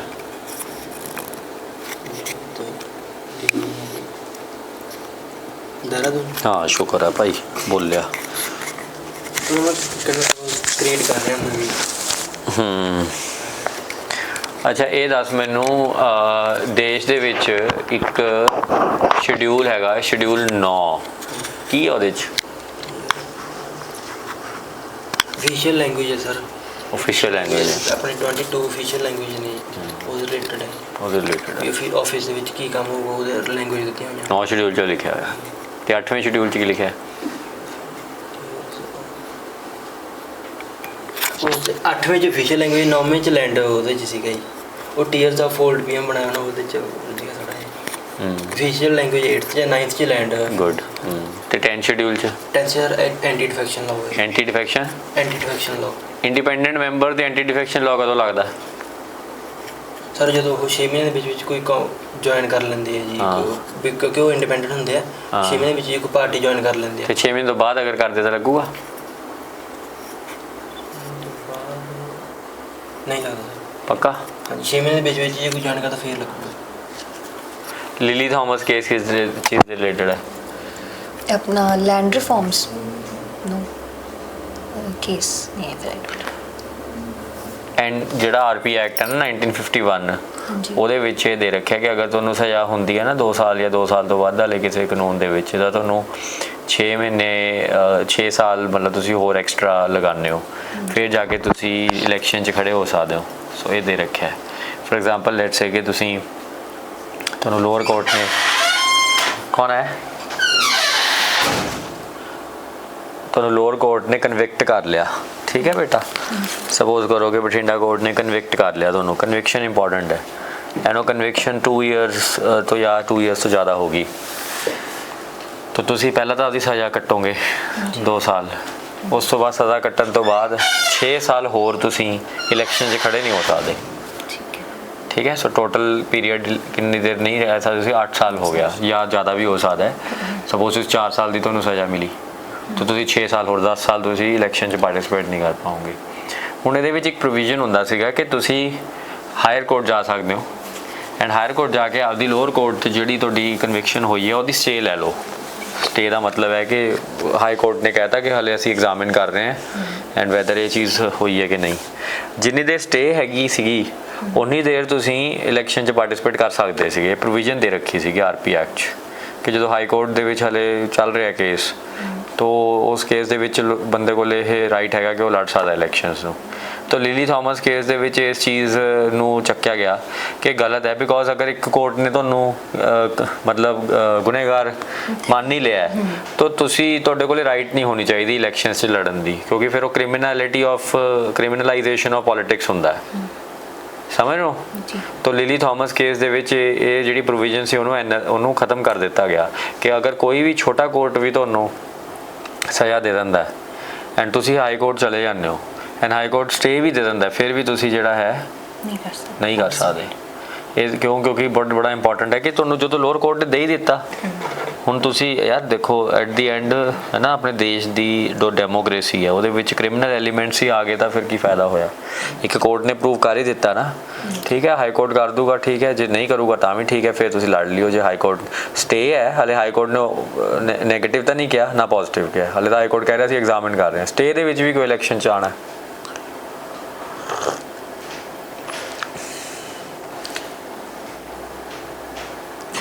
ਮੈਨੂੰ ਇਹ ਦੱਸੋ ਕਿ ਪੰਜਾਬ 95 ਨੂੰ ਰਿਲੀਜ਼ ਨਹੀਂ ਕਰਨ ਦਿੱਤਾ ਜਾ ਰਿਹਾ, ਠੀਕ ਹੈ, ਕਿ ਇਹ ਆਪਣੇ ਆਰਟੀਕਲ 19 ਦੀ ਵਾਇਓਲੇਸ਼ਨ ਹੈ? ਯੈਸ, ਬਿਕੋਜ਼ ਵੀ ਆਰਟੀਕਲ 19 ਜੋ ਹੈ ਰਾਈਟ ਟੂ ਫਰੀडम ਦਾ ਹੈ ਐਂਡ ਉਹ ਕਹਿੰਦਾ ਹੈ ਕਿ we have right to speech and express. ਤੋ ਮਤਲਬ ਉਹਦੇ ਵਿੱਚ ਅਗਰ ਸਾਨੂੰ ਲੱਗਦਾ ਹੈ ਕਿ ਸਾਡੀ ਕੋਈ ਹੱਕ ਦੀ ਗੱਲ ਹੈ ਤਾਂ ਬਿਲਕੁਲ ਸਾਨੂੰ ਉਹ ਆਰਟੀਕਲ ਹੱਕ ਦਿੰਦਾ ਹੈ ਕਿ ਅਸੀਂ ਉਹਦੀ ਗੱਲ ਕਰ ਸਕਦੇ ਹਾਂ। ਪਰ ਜਦੋਂ ਮੂਵੀ ਜਾਂ ਕੋਈ ਵੀ ਪਾਰਟਿਕੂਲਰ ਚੀਜ਼ ਬੈਨ ਹੋ ਰਹੀ ਆ ਤਾਂ ਫਿਰ ਆਬਵੀਅਸਲੀ ਉਹ ਵਾਇਓਲੇਸ਼ਨ ਹੈ। ਨਹੀਂ ਕਿ ਉਹਦੇ 'ਚ ਰੀਜ਼ਨੇਬਲ ਰਿਸਟ੍ਰਿਕਸ਼ਨਸ ਵੀ ਕੁਝ ਹੁੰਦੀਆਂ ਜੀ, ਕਿੰਨੀਆਂ ਹੁੰਦੀਆਂ reasonable restrictions? As a number I don't remember, but basic ਇਹ ਹੁੰਦਾ ਕਿ ਅਗਰ ਕੋਈ ਇੰਟਰਨਲ ਸਿਕਿਉਰਿਟੀ, ਦੇਸ਼ ਦੀ ਸਿਕਿਉਰਿਟੀ ਨੂੰ ਥ੍ਰੈਟ ਹੋਊਗਾ ਕੋਈ ਚੀਜ਼ ਜਾਂ ਨੈਸ਼ਨਲ ਇੰਟਰਸਟ ਦੇ ਖਿਲਾਫ ਹੋ ਗਿਆ ਨਾ ਤਾਂ ਉਸ ਚੀਜ਼ ਲਈ ਫਿਰ ਆਪਾਂ ਉਹਨੂੰ ਰਿਸਟ੍ਰਿਕਟ ਕਰ ਸਕਦੇ ਹਾਂ। ਕੁਝ ਰੀਜ਼ਨੇਬਲ ਰਿਸਟ੍ਰਿਕਸ਼ਨਸ ਦੱਸੋ ਮੈਨੂੰ, 3-4 ਜਿਵੇਂ ਤੁਸੀਂ ਇੱਕ ਤਾਂ ਦੱਸਤਾ ਨੈਸ਼ਨਲ ਥ੍ਰੈਟ ਹੋ ਜਾਊਗਾ। ਦੂਸਰਾ ਅਗਰ ਜਿੱਦਾਂ ਰਿਲੀਜੀਅਸ ਬੇਸ ਹੋ ਗਿਆ, ਅਗਰ ਸੈਕੂਲਰ ਜੋ ਆਪਣਾ ਪ੍ਰਿੰਸੀਪਲ ਹੈ ਉਸ ਚੀਜ਼ ਨੂੰ ਅਗਰ ਆਪਾਂ ਵਾਇਲੇਟ ਕਰ ਰਹੇ ਹਾਂ ਕਿਸੇ ਤਰੀਕੇ ਤਾਂ ਉਹ ਹੋ ਜਾਊਗਾ। ਫਿਰ ਨੈਸ਼ਨਲ ਇੰਟਰਸਟ ਹੋ ਸਕਦਾ ਹੈ, ਔਰ ਅਗਰ ਆਪਾਂ ਇਕੁਐਲਿਟੀ ਨੂੰ ਉਹ ਕਰਦੇ ਪਏ ਹਾਂ ਵਾਇਲੇਟ ਕਰ ਰਹੇ ਹਾਂ ਮੀਨਸ ਕਿਸੇ ਤਰੀਕੇ ਡਿਸਕ੍ਰਿਮੀਨੇਸ਼ਨ ਆਪਣਾ ਕੋਈ ਡਿਸਕ੍ਰਿਮੀਨੇਟਰੀ ਹੈ ਤਾਂ ਇਹਨਾਂ ਚੀਜ਼ਾਂ 'ਚ ਫਿਰ ਆਪਾਂ ਰਿਸਟ੍ਰਿਕਸ਼ਨਸ ਲਾ ਸਕਦੇ ਹਾਂ। ਮੈਨੂੰ ਇਹ ਦੱਸੋ ਪੰਚਾਇਤ 'ਚ 2 ਟਾਈਪ ਦੀਆਂ ਪ੍ਰੋਵੀਜ਼ਨਸ ਦੇ ਰੱਖੀਆਂ, ਕੰਪਲਸਰੀ ਤੇ ਵੋਲੰਟਰੀ ਪ੍ਰੋਵੀਜ਼ਨਸ। ਵੋਲੰਟਰੀ ਪ੍ਰੋਵੀਜ਼ਨਸ ਦੱਸੋ ਕੁਝ। ਵੋਲੰਟਰੀ ਪ੍ਰੋਵੀਜ਼ਨਸ ਉਹ ਹੋ ਗਿਆ ਜੋ ਮੈਂਡੇਟਰੀ ਨਹੀਂ ਹੈਗਾ, if they want they can and if they don't want they can not. ਜਿਵੇਂ ਕਿ OBCs ਦਾ ਰਿਜ਼ਰਵੇਸ਼ਨ ਹੋ ਗਿਆ, ਉਹ ਜ਼ਰੂਰੀ ਨਹੀਂ ਹੈਗਾ। ਅਗਰ ਦੇਣੀ ਹੈ ਤਾਂ OBC ਨੂੰ ਰਿਜ਼ਰਵੇਸ਼ਨ ਕਿਸ ਪੈਰਾਮੀਟਰ ਤੇ ਦਿੱਤੀ ਜਾਊਗੀ? ਜਿਵੇਂ ਫॉर ਐਗਜ਼ਾਮਪਲ ਵਿਮਨ ਨੂੰ 1/3 ਮਿਨੀਮਮ ਰਿਜ਼ਰਵੇਸ਼ਨ ਦਿੱਤੀ ਹੈ, ਉਵੇਂ OBC ਨੂੰ ਕਿਸ ਪੈਰਾਮੀਟਰ ਤੇ ਦਿੱਤੀ ਜਾਊਗੀ ਅਗਰ ਦਿੰਦੀ ਹੈ ਸਟੇਟ ਗਵਰਨਮੈਂਟ? ਕਿੰਨੇ % ਦਿੱਤੀ ਜਾਊਗੀ ਇਨ ਅਕੋਰਡੈਂਸ ਟੂ देयर ਪੋਪੂਲੇਸ਼ਨ? ਠੀਕ ਹੈ। ਹੋਰ ਦੂਸਰਾ MLAs ਵਗੈਰਾ ਦੀ ਰਿਜ਼ਰਵੇਸ਼ਨ ਹੋ ਚੁੱਕੀ ਕਿ ਅਗਰ ਕੋਈ ਉਸ ਪਾਰਟਿਕੂਲਰ ਏਰੀਆ 'ਚੋਂ ਅਗਰ ਕੋਈ ਸਟੇਟ ਲੈਜਿਸਲੇਚਰ ਦਾ ਮੈਂਬਰ ਹੈ ਤਾਂ ਉਹਨੂੰ ਪੰਚਾਇਤ ਦੇ ਵਿੱਚ ਜੋ ਹੈ ਰਿਪਰੈਜ਼ੈਂਟੇਸ਼ਨ ਦੇਣੀ ਹੈ ਕਿ ਨਹੀਂ ਦੇਣੀ, ਇਹ ਵੀ ਵੋਲੰਟਰੀ ਬਣ ਜਾਂਦਾ ਹੈ, ਕੰਪਲਸਰੀ ਪ੍ਰੋਵੀਜ਼ਨ ਨਹੀਂ ਹੈਗੀ। ਓਕੇ, ਹੋਰ ਹੋਰ ਕੋਈ ਵੀ ਇੱਦਾਂ ਦੀ ਪ੍ਰੋਵੀਜ਼ਨ ਜਿਹੜੀ ਕਿ ਸਟੇਟ ਗਵਰਨਮੈਂਟ ਲੈ ਕੇ ਆ ਸਕਦੀ ਹੈ ਇਨ ਆਰਡਰ ਟੂ ਇਨਸ਼ੋਰ ਕਿ ਇਲੈਕਸ਼ਨਸ ਵਧੀਆ ਤਰੀਕੇ ਨਾਲ ਹੋ ਜਾਣ? ਤੋ ਜਿਹਦੇ ਵਿੱਚ ਜਿਵੇਂ ਕਈ ਵਾਰੀ ਸਟੇਟ ਗਵਰਨਮੈਂਟਸ ਨਾ ਰਾਈਟ ਟੂ ਮਤਲਬ ਐਜੂਕੇਸ਼ਨ ਪ੍ਰੋਵੀਜ਼ਨਸ ਵੀ ਲੈ ਕੇ ਆਈ ਹੈ ਕਿ ਇੰਨੀ ਮਿਨੀਮਮ ਐਜੂਕੇਸ਼ਨ ਹੋਣੀ ਚਾਹੀਦੀ ਹੈ ਜਿਹੜਾ ਕੋਈ ਬੰਦਾ ਪੰਚ ਦੀ ਇਲੈਕਸ਼ਨ 'ਚ ਖੜਾ ਹੋਵੇ। ਉਹ ਡਿਪੈਂਡ ਕਰਦਾ ਹਰ ਸਟੇਟ ਟੂ ਸਟੇਟ। ਤੋ ਜਿਵੇਂ ਕਿ ਪਿੱਛੇ ਜੇ ਕਿਸੇ ਸਟੇਟ ਨੇ ਆਈ ਥਿੰਕ ਹਰਿਆਣਾ ਨੇ ਜਾਂ ਰਾਜਸਥਾਨ ਨੇ, ਠੀਕ ਹੈ, ਹਰਿਆਣਾ ਦੇ ਵਿੱਚ ਇਹ ਪ੍ਰੋਵੀਜ਼ਨ ਲਿਆਏ ਸੀ ਕਿ ਐਟਲੀਸਟ 12ਵੀਂ ਕਲਾਸ ਹੋਣਾ ਚਾਹੀਦਾ ਬੰਦਾ ਜਿਹੜਾ ਕਿ ਪੰਚ ਦੀ ਇਲੈਕਸ਼ਨ 'ਚ ਖੜਾ ਹੋਊਗਾ, ਠੀਕ ਹੈ। ਸੋ ਉਹ ਗੱਲਾਂ ਵੀ ਅਲੱਗ-ਅਲੱਗ ਹੁੰਦੀਆਂ। ਚਲੋ ਠੀਕ ਹੈ, ਮੈਂ ਮਜ਼ਾ ਆਇਆ ਪੱਕਾ? ਹਾਂ ਠੀਕ ਸੀਗਾ। ਥੋੜਾ ਜਿਹਾ ਗੁਰਜੋਤ ਤੂੰ ਥੋੜਾ ਜਿਹਾ ਕਰ ਯਾਰ ਖਿੱਚ, ਤੂੰ ਘਬਰਾ ਜਾਂਦਾ ਮੈਨੂੰ ਲੱਗਦਾ। ਘਬਰਾਉਣ ਦੀ ਕੀ ਲੋੜ ਹੈਗੀ ਆ? ਹਾਂ ਕੋਈ ਗੱਲ ਨਹੀਂ, ਅਗਲੀ ਵਾਰੀ ਹੋਰ ਹੋ ਜਾਊਗਾ ਸਟਰੋਂਗ। ਇਹ ਤਾਂ ਕੁਝ ਵੀ ਨਹੀਂ ਹੈ, ਆਪਾਂ ਇੰਟਰਵਿਊ 'ਚ ਜਾਣਾ, ਵੱਡੀਆਂ ਗੱਲਾਂ ਕਰਨੀਆਂ, ਇਹ ਤਾਂ ਕੀ ਹੈ ਨਾ। ਆਪਾਂ ਕੱਲ ਬੋਰਡ ਦੇ ਸਾਹਮਣੇ ਜਾਣਾ, ਸਿਲੈਕਸ਼ਨ ਲੈਣੀ ਹੈ। ਠੀਕ ਹੈ ਚਲੋ ਓਕੇ, ਦੇਖਦੇ ਹਾਂ। ਇਹ ਤਾਂ ਹੁਣ ਵੀਡੀਓ ਤੇ ਡਿਪੈਂਡ ਕਰਦਾ, ਅਗਲੇ ਬੰਦੇ ਨੂੰ ਭੇਜ ਦਿਓ।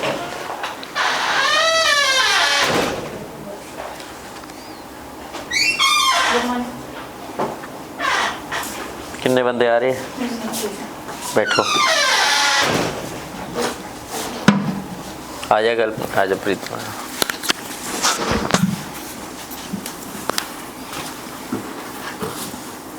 फ्रेम च नहीं आ रहे तू, थोड़ा आगे आ जाओ। बैटरी खत्म होने वाली होगी, इसको कॉल करी।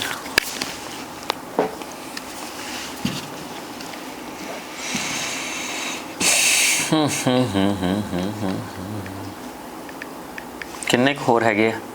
काफ़ी पिया सर।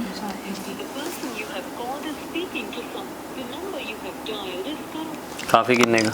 जैस्मीन, अनुमीत, अनुमीत 18 को होंगे। और हैगे 18 हाँ बंदे? जी सर। 7 शेड्यूल की है सर फेडरल लिस्ट है जो कितनी लिस्ट है? कॉन्करेंट स्टेट बैटरी डाउन हुई पी है यूनियन लिस्ट और रखो। रेजिडोरी पावर्स की होंगी है सर ਜਿਹੜੀਆਂ ਇਹਨਾਂ ਤਿੰਨਾਂ ਵਿੱਚ ਨਹੀਂ ਹੁੰਦੀਆਂ ਜਿਵੇਂ AI ਸਪੇਸ ਹੋ ਗਈ ਸਾਈਬਰ ਕ੍ਰਾਈਮਸ ਕਿਹਦੇ ਕੋਲ ਹੈ ਉਹ ਪਾਵਰ? ਸਰ ਸੈਂਟਰ ਕੋਲ ਡਾਕਟ੍ਰਿਨ ਆਫ ਕਲਰੇਬਲ ਲੈਜਿਸਲੇਸ਼ਨ ਇਹ ਕੀ ਹੁੰਦਾ ਹੈ? ਸਰ ਜੇ ਸੈਂਟਰ ਦਾ ਲਾਅ ਹੁੰਦਾ ਪਰ ਨਹੀਂ ਸੈਂਟਰ ਦਾ ਲਾਅ ਹੁੰਦਾ ਸਟੇਟ ਸੈਂਟਰ ਲਾਅ ਬਣਾਉਂਦੀ ਆ ਪਰ ਸਟੇਟ ਨੂੰ ਦੀ ਆਰਾਮ ਨਾਲ ਸੋਚੋ, ਆਰਾਮ ਨਾਲ ਸੋਚ ਲਓ 2 ਮਿੰਟ। ਸਰ ਪਿੱਥ ਪੁੱਛਿਆ ਕਿ ਕਲਰੇਬਲ ਲੈਜਿਸਲੇਸ਼ਨ ਸਰ ਸੈਂਟਰ ਦੇ ਉਹ ਸ਼ੋ ਕਰਦੇ ਪਰ ਹੁੰਦਾ state good. Doctrine of pith and substance ਕੀ ਹੁੰਦਾ? Sir doctrine of pith and substance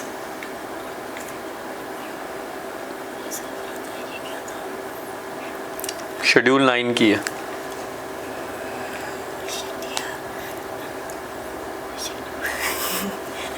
sir पता नहीं ब्लैंक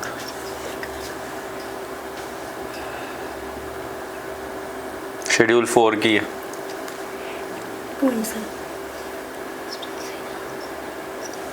ਸਰ ਸ਼ਡਿਊਲ 4 ਸੀਗਾ ਇਹਦੇ ਵਿੱਚ ਉਹ ਦੱਸਿਆ ਸੀ ਇਹਨਾਂ ਨੇ ਸਟੇਟ ਬਾਰੇ ਮਤਲਬ ਸਟੇਟ ਤੇ ਉਹ ਤਾਂ ਫਸਟ ਸੀ ਨਾ ਟੈਰੀਟਰੀ ਬਾਰੇ ਸਿਟੀਜ਼ਨਸ਼ਿਪ ਦਾ ਸਰ ਥਰਡ ਸੀ। ਸਿਟੀਜ਼ਨਸ਼ਿਪ ਦੇ ਆਰਟੀਕਲਸ ਕਿਹਦੇ ਚ ਲਿਖੇ ਹੋਏ ਆ? ਸਰ ਸਿਟੀਜ਼ਨਸ਼ਿਪ ਦੇ ਆਰਟੀਕਲਸ ਪਾਰਟ ਕਿਹੜਾ ਹੈ? ਹੋਲੀ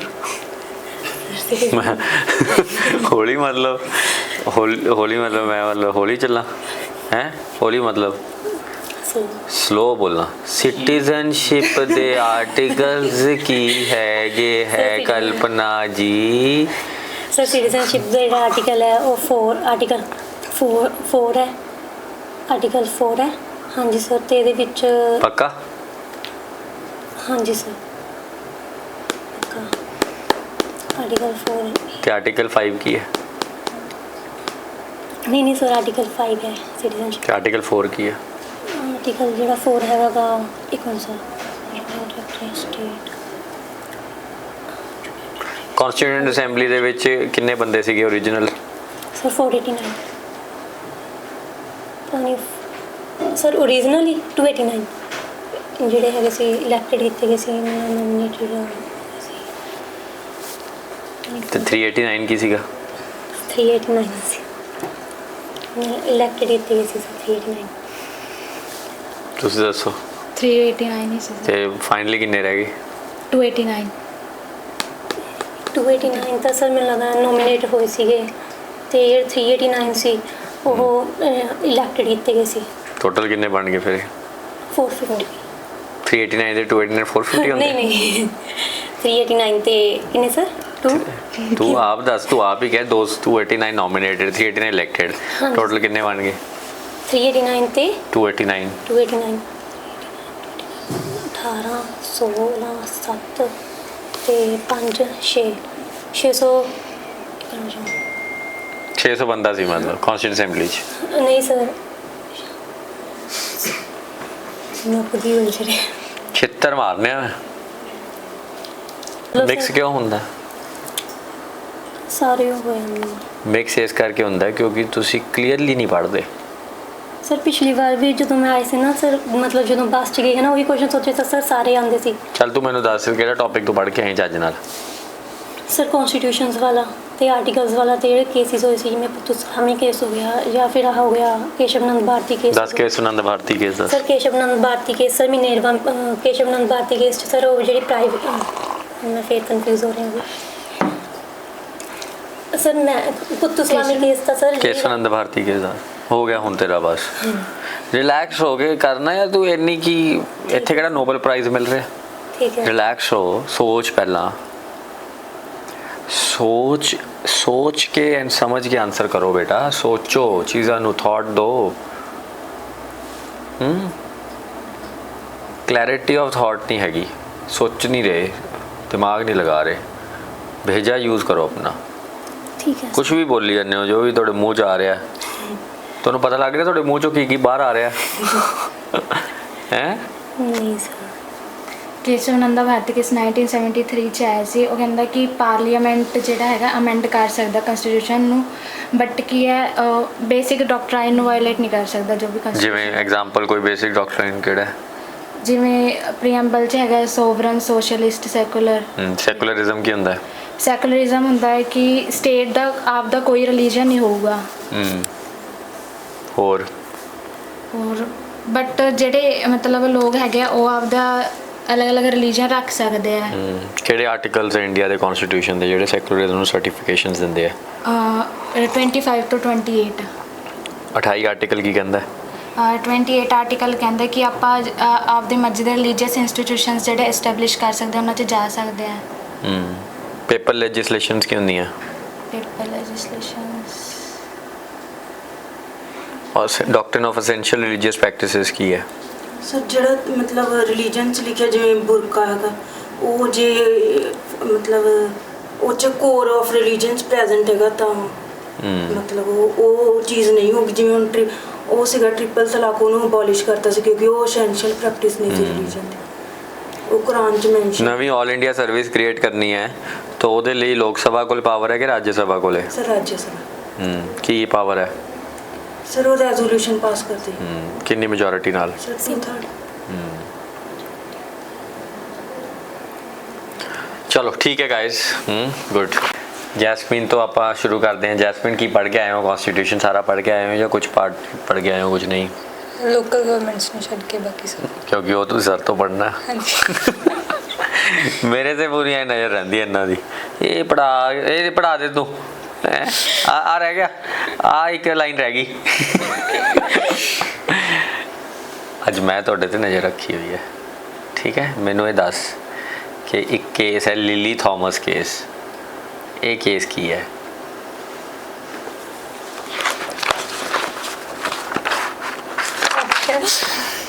ਆਪਸ਼ਨ ਕੁਝ ਨਹੀਂ ਹੈਗੀ।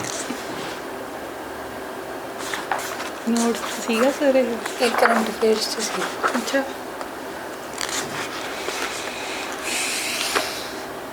ਨਹੀਂ ਯਾਦ ਆ ਰਿਹਾ। ਸੈਂਟਰਲ ਵਿਜੀਲੈਂਸ ਕਮਿਸ਼ਨ ਦੀ ਕੀ ਜੁਰਿਸਡਿਕਸ਼ਨ ਹੈ? ਸਰ ਨਾਨ ਕਨਸਟੀਟਿਊਸ਼ਨਲ ਨਹੀਂ ਆਉਂਦੀਆਂ ਮਤਲਬ ਪਰ ਯਾਦ ਨਹੀਂ।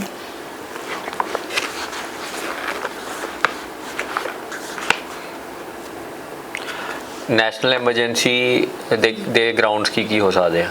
ਸਰ ਇੱਕ ਤਾਂ ਐਕਸਟਰਨਲ ਡਿਸਟਰਬੈਂਸ ਹੈ मतलब एक्सटर्नल डिस्टर्बेंस बाहर कितने डिस्टर्बेंस हो रही है। पाकिस्तान से कोई सिविल वॉर चल रही है, अफगानिस्तान सिविल वॉर चल रही है ठीक है। तो जैस्मीन जे प्रधानमंत्री हुई तो उन्हें इंडिया च एमरजेंसी ला देनी है। अफ्रीका च कोई सिविल वॉर चल रही है ना, वॉर चल रही है उत्थे यूक्रेन दे विच एमरजेंसी इंडिया ला दो। एक्सटर्नल डिस्टर्बेंस मिक्स हो गया। हनुमान चौक ते दोनों ना सी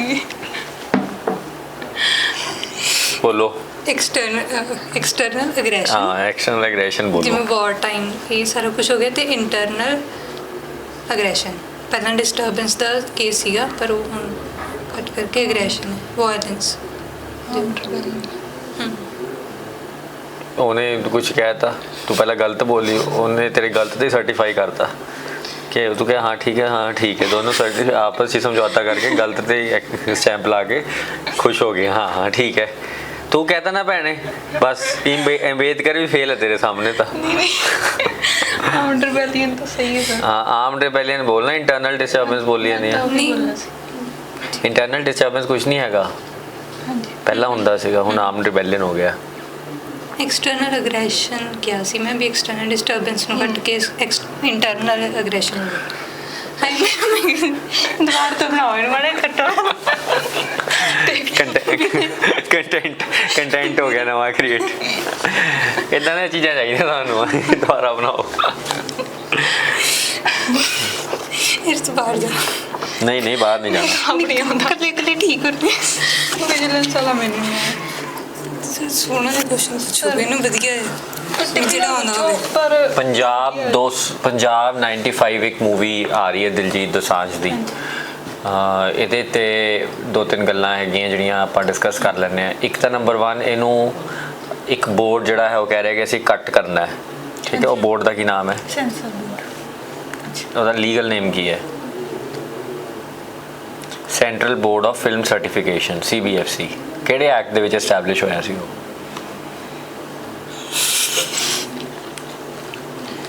ਨਹੀਂ 1952 सिनेमेटोग्राफी एक्ट, ठीक है। तो ये बोर्ड ਜਿਹੜਾ ਹੈ ਕਹਿ ਰਿਹਾ ਕਿ ਅਸੀਂ 100 ਐਂਡ ਕੁਝ ਕੱਟਸ ਕਰਨੇ ਆ, ਪਲੱਸ ਕੱਟਸ ਕਰਨੇ ਆ। ਤੁਹਾਨੂੰ ਲੱਗਦਾ ਕਿ ਇਹ ਆਪਣੇ ਦੇਸ਼ ਦੇ ਆਰਟੀਕਲ 19 ਦੀ ਵਾਇਓਲੇਸ਼ਨ ਹੈ?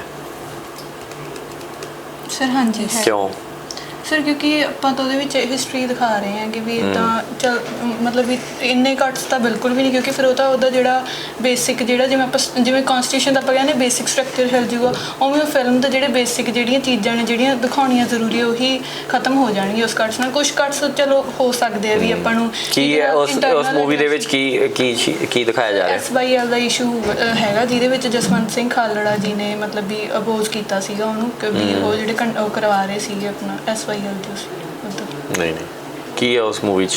ਸਰ ਜਿਹੜੇ 84 'ਚ ਡੈਥਸ ਹੋਈਆਂ ਤਾਂ ਉਹਨਾਂ ਦਾ ਕੇਸ ਲੜ ਰਹੀ ਸੀ ਉਹ ਵੀ ਉਹਨਾਂ ਨੂੰ ਜਸਟਿਸ ਮਿਲੇ। SYL ਦਾ ਵੀ SYL ਦਾ ਨਹੀਂ ਹੈਗਾ ਇੰਨਾ। ਬੇਸਿਕਲੀ ਜਿਹੜੇ ਮੁੰਡੇ ਗਾਇਬ ਹੋਏ ਸੀ ਨਾ, ਉਹਨਾਂ ਗਾਇਬ ਮੁੰਡਿਆਂ ਦਾ ਉਹਨਾਂ ਨੇ ਡਾਕੂਮੈਂਟੇਸ਼ਨਸ ਬਣਾਈਆਂ ਸੀਗੀਆਂ ਐਂਡ ਸਰਕਾਰ ਦੇ ਸਾਹਮਣੇ ਪ੍ਰੈਜ਼ੈਂਟ ਕੀਤੀਆਂ ਸੀਗੀਆਂ ਕਿ ਸਾਡੇ ਇਹ ਬੱਚੇ ਵਾਪਸ ਕਰੋ ਜਾਂ ਸਾਨੂੰ ਦੱਸੋ ਕਿ ਕਦੋਂ ਮਾਰੇ ਇਹ, ਕਿਹੜੇ ਮੁਕਾਬਲਿਆਂ 'ਚ ਮਾਰੇ ਗਏ ਆ, ਇਹ ਕਿਹੜੇ ਐਨਕਾਊਂਟਰਸ 'ਚ ਮਾਰੇ ਗਏ ਆ। So basically he was arguing for human rights. But ਉਹਦੇ ਵਿੱਚ ਕੁਝ ਹੈ ਨਹੀਂ ਸੀ SYL ਦਾ ਨਹੀਂ ਹੈਗਾ ਨਾ। SYL ਇਜ਼ ਠੀਕ ਹੈ, ਇੱਕ ਉਹਦਾ ਨਾਲ ਕਨੈਕਟਡ ਹੈ, ਬਟ ਮੇਨ ਜਿਹੜਾ ਟੌਪਿਕ ਹੈ ਨਾ ਮੈਂ ਤੁਹਾਨੂੰ ਦੱਸ ਦਿੰਦਾ। ਹੁਣ ਤੁਸੀਂ ਪੁੱਛ ਰਹੇ ਹੋ ਬੇਸਿਕਲੀ ਕੀ ਕੀਤਾ ਸੀ ਉਹਨਾਂ ਨੇ। ਉਹਨਾਂ ਦੇ ਕੋਈ ਰਿਸ਼ਤੇਦਾਰੀ 'ਚ ਕੋਈ ਮੁੰਡਾ ਸੀਗਾ, ਉਹ ਗਾਇਬ ਹੋ ਗਿਆ, ਠੀਕ ਹੈ। ਉਹ ਆਇਆ ਨਹੀਂ ਘਰੇ, ਹੈ ਨਾ। ਉਹਨਾਂ ਨੇ ਉਹਦੀ ਪੜਤਾਲ ਕਰਨ ਦੀ ਕੋਸ਼ਿਸ਼ ਕੀਤੀ, ਉਹਨਾਂ ਨੂੰ ਪਤਾ ਨਹੀਂ ਲੱਗਿਆ ਕੀ ਹੈਗਾ। ਫਿਰ ਉਹਨਾਂ ਨੇ ਆਸ-ਪਾਸ ਦੇਖਿਆ ਬਹੁਤ ਇਹੀਆਂ ਫੈਮਿਲੀ ਸੀਗੀਆਂ ਜਿਨ੍ਹਾਂ ਦੇ ਬੱਚੇ ਐਂ ਗਾਇਬ ਹੋਈ ਜਾ ਰਹੇ ਸੀ ਮੁੰਡੇ। ਇਹ ਉਹ ਮੁੰਡੇ ਸੀਗੇ ਜਿਹੜੇ ਲਹਿਰ ਦਾ ਪਾਰਟ ਬਣ ਗਏ ਸੀਗੇ ਸਮ ਰੀਜ਼ਨਸ ਕਰਕੇ। ਫਿਰ ਇਹਨਾਂ ਨੂੰ ਲੱਗਿਆ ਕਿ ਜੇ ਮੇਰਾ ਘਰੇ ਕੋਈ ਗਾਇਬ ਹੋਇਆ ਤੇ ਮੇਰੇ ਨਾਲ ਦੇ 'ਚ ਹੋਇਆ ਤਾਂ ਐਂ ਤਾਂ ਬੜੇ ਲੋਕ ਗਾਇਬ ਹੋਏ ਹੋਣੇ ਆ। ਤੋ ਇਹਨੇ ਬੜੀ ਸਰਕਾਰਾਂ ਨੂੰ ਮਤਲਬ ਰਿਕੁਐਸਟ ਕੀਤੀ ਕਿ ਸਾਨੂੰ ਦੱਸੋ ਕਿ ਕੌਣ ਕਿਵੇਂ ਹੋ ਰਿਹਾ and he couldn't find source ਜਿੱਥੋਂ ਇਹ ਪਤਾ ਕਰ ਸਕੇ। ਫਿਰ ਕੀ ਕਰਦੇ ਸੀਗੇ ਇਹ ਨਾ, ਉੱਥੇ ਚਲੇ ਜਾਂਦੇ ਸੀਗੇ ਸ਼ਮਸ਼ਾਨ ਘਾਟ ਜਾ ਕੇ ਬੈਠੇ ਰਹਿੰਦੇ ਸੀਗੇ ਅੰਮ੍ਰਿਤਸਰ ਦੇ ਸ਼ਮਸ਼ਾਨ ਘਾਟ 'ਚ ਐਂਡ ਉੱਥੇ ਲਾਸ਼ਾਂ ਆਉਂਦੀਆਂ ਸੀਗੀਆਂ। ਤਾਂ ਫਿਰ ਇਹ ਲਾਸ਼ਾਂ ਨੂੰ ਕੈਲਕੂਲੇਟ ਕਰਦੇ ਸੀ ਕਿ ਇੱਕ ਦਿਨ 'ਚ ਕਿੰਨੀਆਂ ਲਾਸ਼ਾਂ ਆ ਰਹੀਆਂ ਤੇ ਉਹ ਲਾਸ਼ਾਂ ਕਿਹੜੇ ਮਤਲਬ ਏਜ ਗਰੁੱਪ ਦੀਆਂ ਹੈ। ਉਹਦੇ ਨਾਲ ਇਹਨਾਂ ਨੇ ਇੱਕ ਡੇਟਾ ਕੱਢਿਆ ਕਿ ਇੱਕ ਦਿਨ 'ਚ ਔਨ ਐਨ ਐਵਰੇਜ ਪਿਛਲੇ ਹਫ਼ਤੇ 7 ਲਾਸ਼ਾਂ ਆਈਆਂ, 8 ਲਾਸ਼ਾਂ ਆਈਆਂ, ਇਹਦੇ ਵਿੱਚ ਇੰਨੇ ਯੂਥ ਸੀਗੇ। ਫਿਰ ਉਹ ਤੋਂ ਇੱਕ ਇਹਨਾਂ ਨੂੰ ਨੰਬਰ ਪਤਾ ਲੱਗਿਆ। ਫਿਰ ਉਸ ਤੋਂ ਬਾਅਦ ਇਹਨਾਂ ਨੇ ਕਿਹਾ ਕਿ ਇਸ ਨੰਬਰ ਨੂੰ ਸਰਟੀਫਾਈ ਕਰਨ ਵਾਸਤੇ ਇੱਕ ਤਰੀਕਾ ਹੋਰ ਹੈਗਾ, ਮੈਂ ਮਿਊਨਿਸਪਲ ਕਾਰਪੋਰੇਸ਼ਨ ਅੰਮ੍ਰਿਤਸਰ ਜਾਣਾ ਐਂਡ ਉੱਥੇ ਜਿਹੜੀ ਆਹ ਕ੍ਰੀਮੇਸ਼ਨ ਹੁੰਦੀ ਹੈ ਨਾ ਲਾਸ਼ਾਂ ਦੀਆਂ, ਜਿਹੜੀ ਉਹਦੇ 'ਚ ਲੱਕੜ ਯੂਜ਼ ਹੁੰਦੀ ਹੈ, ਉਹ ਲੱਕੜ ਦੀ ਕੈਲਕੂਲੇਸ਼ਨ ਕਰਦਾ ਕਿ ਕਿੰਨੀ ਲੱਕੜ ਮੰਗਾਈ ਜਾ ਰਹੀ ਹੈ। ਕਿਉਂਕਿ ਔਨ ਐਨ ਐਵਰੇਜ ਇੱਕ ਡੈਡ ਬੋਡੀ ਨੂੰ ਬਰਨ ਕਰਨ ਵਾਸਤੇ ਇੰਨੀ ਕਿਲੋ ਲੱਕੜ ਚਾਹੀਦੀ ਹੈ। ਤਾਂ ਉਹਨਾਂ ਨੇ ਦੇਖਿਆ ਕਿ ਇੱਕ ਦਿਨ 'ਚ ਕਿੰਨੀ ਲੱਕੜ ਆ ਰਹੀ ਹੈ। ਇਹ ਸਾਰੀ ਚੀਜ਼ਾਂ ਨਾਲ ਉਹਨਾਂ ਨੇ ਕੋਰਿਲੇਟ ਕਰਕੇ 25,000 ਮੁੰਡੇ ਜਿਹੜੇ ਹੈਗੇ ਆ ਗਾਇਬ ਦਾ ਇੱਕ ਡਾਕੂਮੈਂਟੇਸ਼ਨ ਰਿਪੋਰਟ ਬਣਾਈ ਜੋ ਇਹਨਾਂ ਨੇ ਗਵਰਨਮੈਂਟ ਨੂੰ ਦਿੱਤੀ। ਹਾਲਾਤ ਇਹ ਸੀਗੇ ਪੰਜਾਬ ਦੇ ਵਿੱਚ ਕਿ ਇੱਕ ਬੰਦਾ ਗਾਇਬ ਹੋ ਗਿਆ, ਠੀਕ ਹੈ। 5 ਸਾਲ ਆਇਆ ਨਹੀਂ, ਉਹ ਯੂਪੀ 'ਚ ਕਿਤੇ ਗਾਇਬ ਹੋ ਗਿਆ। ਸਰਕਾਰ ਨੇ ਦਿਖਾਤਾ ਉਹ ਮਰ ਗਿਆ, ਮੁਕਾਬਲਿਆਂ 'ਚ ਮਾਰਤਾ ਉਹਨੂੰ। ਉਹ ਬੰਦ ਚੁੱਪ ਕਰਾਈ ਯਾਰ। ਉਹ 6-7 ਸਾਲ ਬਾਅਦ ਜਿਉਂਦਾ ਆ ਗਿਆ यूपी ਦੇ ਵਿੱਚ ਕਿਤੇ ਸੀਗਾ ਉਹ। You won't believe he was fighting in the court to prove that he is alive, क्योंकि ਉਹਨੂੰ ਡਿਕਲੇਅਰ ਕਰਤਾ ਡੈਡ, ਉਹਦੀ ਡੈਥ ਸਰਟੀਫਿਕੇਟ ਵੀ ਬਣਾਤਾ। ਇਹ ਹਾਲਾਤ ਸੀ ਪੰਜਾਬ ਦੇ, ਠੀਕ ਹੈ। ਸੋ ਇਹ ਹਿਊਮਨ ਰਾਈਟਸ ਦੇ ਉੱਪਰ ਫਿਲਮ ਹੈ ਐਂਡ ਜਸਵੰਤ ਸਿੰਘ ਖਾਲੜਾ ਜੀ ਦੀ ਸਟਰਗਲ ਦੇ ਉੱਪਰ ਫਿਲਮ ਹੈ। ਜਸਵੰਤ ਸਿੰਘ ਖਾਲੜਾ ਜੀ ਨੂੰ ਇਹਨਾਂ ਗੱਲਾਂ ਕਰਕੇ ਹੀ ਇੱਕ ਦਿਨ ਉਹ ਸਵੇਰੇ ਆਪਦਾ ਕਰੀ ਜਾਂਦੇ ਸੀਗੇ, ਕਾਰ ਧੋ ਰਹੇ ਸੀ, ਉਹਨਾਂ ਨੂੰ ਲੈ ਗਏ ਸੀ ਉਠਾ ਕੇ। ਐਂਡ ਕਿਹਾ ਜਾਂਦਾ ਕਿ ਦਿਲਜੀਤ ਦੋਸਾਂਝ ਦੀ ਅੱਜ ਤੱਕ ਦੀ ਸਭ ਤੋਂ ਸੋਹਣੀ ਫਿਲਮ ਹੈ। ਕਹਿੰਦੇ ਜਿਹੜਾ ਰੋਲ ਦੋਸਾਂਝ ਨੇ ਇਹਦੇ 'ਚ ਕੀਤਾ, ਜਿਨ੍ਹਾਂ ਨੇ ਦੇਖੀ ਹੈ ਉਹਨੇ, ਮੱਕੜ ਨੇ ਦੇਖੀ ਹੈ, ਜਾਂ ਉਹਨੇ ਇਹ ਕਿਹਾ ਕਿ ਇਸ ਤੋਂ ਵਧੀਆ ਰੋਲ ਦਿਲਜੀਤ ਅੱਗੇ ਕਦੇ ਨਹੀਂ ਕਰ ਪਾਊਗਾ ਨਾ। ਉਹਨੇ ਜਿਹੜਾ ਉਹਦਾ ਸ਼ਿਵੇ ਵਾਲਾ ਕਿਰਦਾਰ ਸੀ ਨਾ, ਜਿਹੜਾ ਉਹਦੇ 'ਚ ਸੀਗਾ 84 'ਚ, ਕਹਿੰਦਾ ਉਹ ਵੀ ਫੇਲ ਹੈ ਇਹਦੇ ਸਾਹਮਣੇ, ਜਿਹੜਾ ਇਹਨੇ ਆਹ ਕਿਰਦਾਰ ਕੀਤਾ ਹੈ। ਖਾਲੜਾ ਜੀ ਦੀ ਨਾ ਇੱਕ ਵੀਡੀਓ ਵੀ ਪਈ ਹੈ YouTube ਦੇ ਉੱਪਰ, ਤੁਸੀਂ ਦੇਖੋਗੇ ਨਾ, ਸਪੀਚ ਹੈਗੀ ਉਹਦੇ ਵਿੱਚ, ਦੇਖੀਏ ਤੁਸੀਂ? ਹਾਂਜੀ, ਬਟ ਉਹ ਮੈਂ ਹੁਣ ਆਨਸਰ ਵੇਲੇ ਪਤਾ ਨਹੀਂ ਭੁੱਲ ਗਈ, ਉਹ ਸੁਣੀ ਹੋਈ ਹੈ ਮੈਂ ਉਹਦਾ। ਬਹੁਤ ਵਧੀਆ। ਹੀ ਵਾਸ ਅ bank manager. Indira Sawhney case ਦੱਸੋ ਤੁਸੀਂ। ਸਰ ਉਹਦੇ ਵਿੱਚ ਰਿਜ਼ਰਵੇਸ਼ਨ ਤੇ ਉਹ ਲਾਤਾ ਸੀਗਾ, ਕੈਪ ਲਾਤਾ ਸੀ ਵੀ 50% ਤੋਂ ਅਬਵ ਆਪਾਂ ਰਿਜ਼ਰਵੇਸ਼ਨ ਨਹੀਂ ਦੇਣੀ ਹੈਗੀ ਵੀ ਉਹ, ਕਿਉਂਕਿ ਪਹਿਲਾਂ ਆਪਣਾ ਜਿਹੜਾ ਮੰਡਲਮ ਕਮਿਸ਼ਨ ਆਇਆ ਸੀਗਾ ਤਾਂ ਉਹਦੇ ਵਿੱਚ ਉਹ OBCs ਨੂੰ ਵੀ ਕਹਿ ਰਹੇ ਸੀਗੇ ਤਾਂ ਵੀ ਆਪਾਂ 50% ਦਾ ਕੈਪ ਲਾ ਦਿਓ, ਉਹ ਤੋਂ ਉੱਤੇ ਆਪਾਂ ਰਿਜ਼ਰਵੇਸ਼ਨ ਨਹੀਂ ਦੇਣੀ ਹੈ। 1990 ਠੀਕ ਹੈ। ਬੇਰੁਬਾਰੀ ਯੂਨੀਅਨ ਕੇਸ ਕੀ ਹੈ ਸਰ? ਇਹ 1960 ਚ ਹੋਇਆ ਸੀ। 1960। ਕੀ ਕੇਸ ਕੀ ਹੈ ਯਾਰ? ਉਹ ਯਾਰ ਤੁਹਾਨੂੰ ਪੁੱਛਿਆ ਮੈਂ, ਕੇਸ ਪੁੱਛਿਆ ਸਰ। ਇਹਦੇ ਚ ਉਹ ਟੈਰੀਟਰੀ ਸੀ ਜੋ ਆਪਾਂ ਲਈ ਸੀ, ਐਕਵਾਇਰ ਕੀਤੀ ਸੀ, ਮਤਲਬ ਐਕਸਚੇਂਜ ਆਫ ਟੈਰੀਟਰੀਜ਼ ਹੋਈਆਂ ਸੀ ਪਾਕਿਸਤਾਨ ਤੇ ਇੰਡੀਆ ਦੇ ਵਿੱਚ। ਕੁਛ ਐਕਵਾਇਰ ਕੀਤੀਆਂ ਸੀ, ਕੁਛ ਉਹਨਾਂ ਨੂੰ ਦਿੱਤੀਆਂ। IR को हेलो केस पता ਤੁਹਾਨੂੰ? ਪਤਾ ਹੈ ਸਰ। बताओ। ਪਰ ਭੁੱਲ ਗਈ ਮਤਲਬ। 9 ਸ਼ਡਿਊਲ ਦੇ ਉੱਪਰ ਹੈ। ਓਕੇ। 9 ਸ਼ਡਿਊਲ ਕਨਸਟੀਟਿਊਸ਼ਨ 9 ਸ਼ਡਿਊਲ ਦੇ ਉੱਪਰ ਜੁਡੀਸ਼ੀਅਲ ਰਿਵਿਊ ਐਗਜ਼ਿਸਟ ਕਰਦਾ ਹੈ। IR को हेलो ਕੇਸ ਦੇ ਵਿੱਚ ਇਹ ਕਿਹਾ ਸੀਗਾ। ਲਾਸਟ ਜਾਂਦੇ ਜਾਂਦੇ ਦੱਸ ਦਿਓ ਮੈਨੂੰ ਕਿ 106th ਅਮੈਂਡਮੈਂਟ ਹੋਈ ਹੈ 2024 ਦੇ ਵਿੱਚ। ਇਹ ਅਮੈਂਡਮੈਂਟ ਕਿਸ ਚੀਜ਼ ਦੇ ਰਿਲੇਟਡ ਹੈ? ਸਰ ਇਹ ਵੂਮਨ ਰਿਜ਼ਰਵੇਸ਼ਨ ਇਨ ਗਵਰਨਮੈਂਟ 1/3 ਰਿਜ਼ਰਵੇਸ਼ਨ ਹੈ। ਕਿੱਥੇ? ਪੰਚਾਇਤ 'ਚ। ਪੰਚਾਇਤ ਕਿੱਥੇ ਯਾਰ, ਕੀ ਬੋਲੀ ਜਾ ਰਹੇ ਹੋ? ਲੋਕ ਸਭਾ and Raj Sabha. Not in राज्य सभा, लोक सभा एंड लेजिस्लेटिव असेंबली। ठीक है चलो। 15 ईयर बस आंसर हो गया या क्वेश्चन। केस ना पूछो। अबे तू बता दे मेरे को क्या पूछना है, मैं पूछ लूंगा वो। हाँ तू दस देना मैनू, तू दस दे। ना पूछो लोकल गवर्नमेंट। नहीं तू सवाल ही दस देना मैनू, तू सवाल दस दे, सवाल दस देना, मैं पूछ लूंगा। तू मैनू तुसी सर मैनू ये पूछ लो सर इंडिया की कैपिटल की है सर, मैं खुश होके चली जाऊंगी सर इत्थों, मैं खुश होना चाहनी है सर, है ना? शांति चाहिए सर मैं जिंदगी शांति नहीं मिलनी। प्रिंस दसी कोई क्वेश्चन दसी। बुकी दे सर हां आ लो नहीं ये पूछ लो ना, जो क्वेश्चन देख के आप ही दस दो। आ सवाल है जी, ये पूछ लो। चल मैनू ये दस दे कि टोटल मैंबर किन्ने सीगे कॉन्स्टिट्यूएंट असेंबली दे ओरिजिनली ते किन्ने रह गए सी? सर 399 ਸੀਗੇ ਤੇ ਉਸ ਤੋਂ ਬਾਅਦ 389 ਸੀਗੇ। 389 ਸੀਗੇ, ਉਸ ਤੋਂ ਬਾਅਦ 299 ਰਹਿ ਗਏ ਸੀ। ਬਾਕੀ ਕਿੱਥੇ ਗਏ? ਬਾਕੀ ਪਾਕਿਸਤਾਨ ਚਲੇ ਗਏ। 299 ਚ ਕਿੰਨੇ ਬੰਦੇ ਨੋਮੀਨੇਟਡ ਸੀ, ਕਿੰਨੇ ਇਲੈਕਟਡ ਸੀ? 299 ਵਿੱਚ 229 ਜਿਹੜੇ ਸੀਗੇ ਉਹ ਇਲੈਕਟਡ ਸੀਗੇ ਤੇ ਬਾਕੀ ਸੀਗੇ ਜਿਹੜੇ ਉਹ ਨੋਮੀਨੇਟਡ। ਜਿਹੜੇ ਇਲੈਕਟਡ ਸੀ ਉਹ ਇਨਡਾਇਰੈਕਟਲੀ ਇਲੈਕਟਡ ਸੀ, ਡਾਇਰੈਕਟਲੀ ਇਲੈਕਟਡ ਸੀ? ਇਨਡਾਇਰੈਕਟਲੀ। ਤੇ ਜਿਹੜੇ 70 ਨੋਮੀਨੇਟਡ ਸੀ ਉਹ ਕਿੰਨੇ ਨੋਮੀਨੇਟ ਕਰਕੇ ਭੇਜੇ ਸੀ? ਪ੍ਰਿੰਸਸ ਨੇ। ਠੀਕ ਹੈ ਚਲੋ ਥੈਂਕ ਯੂ।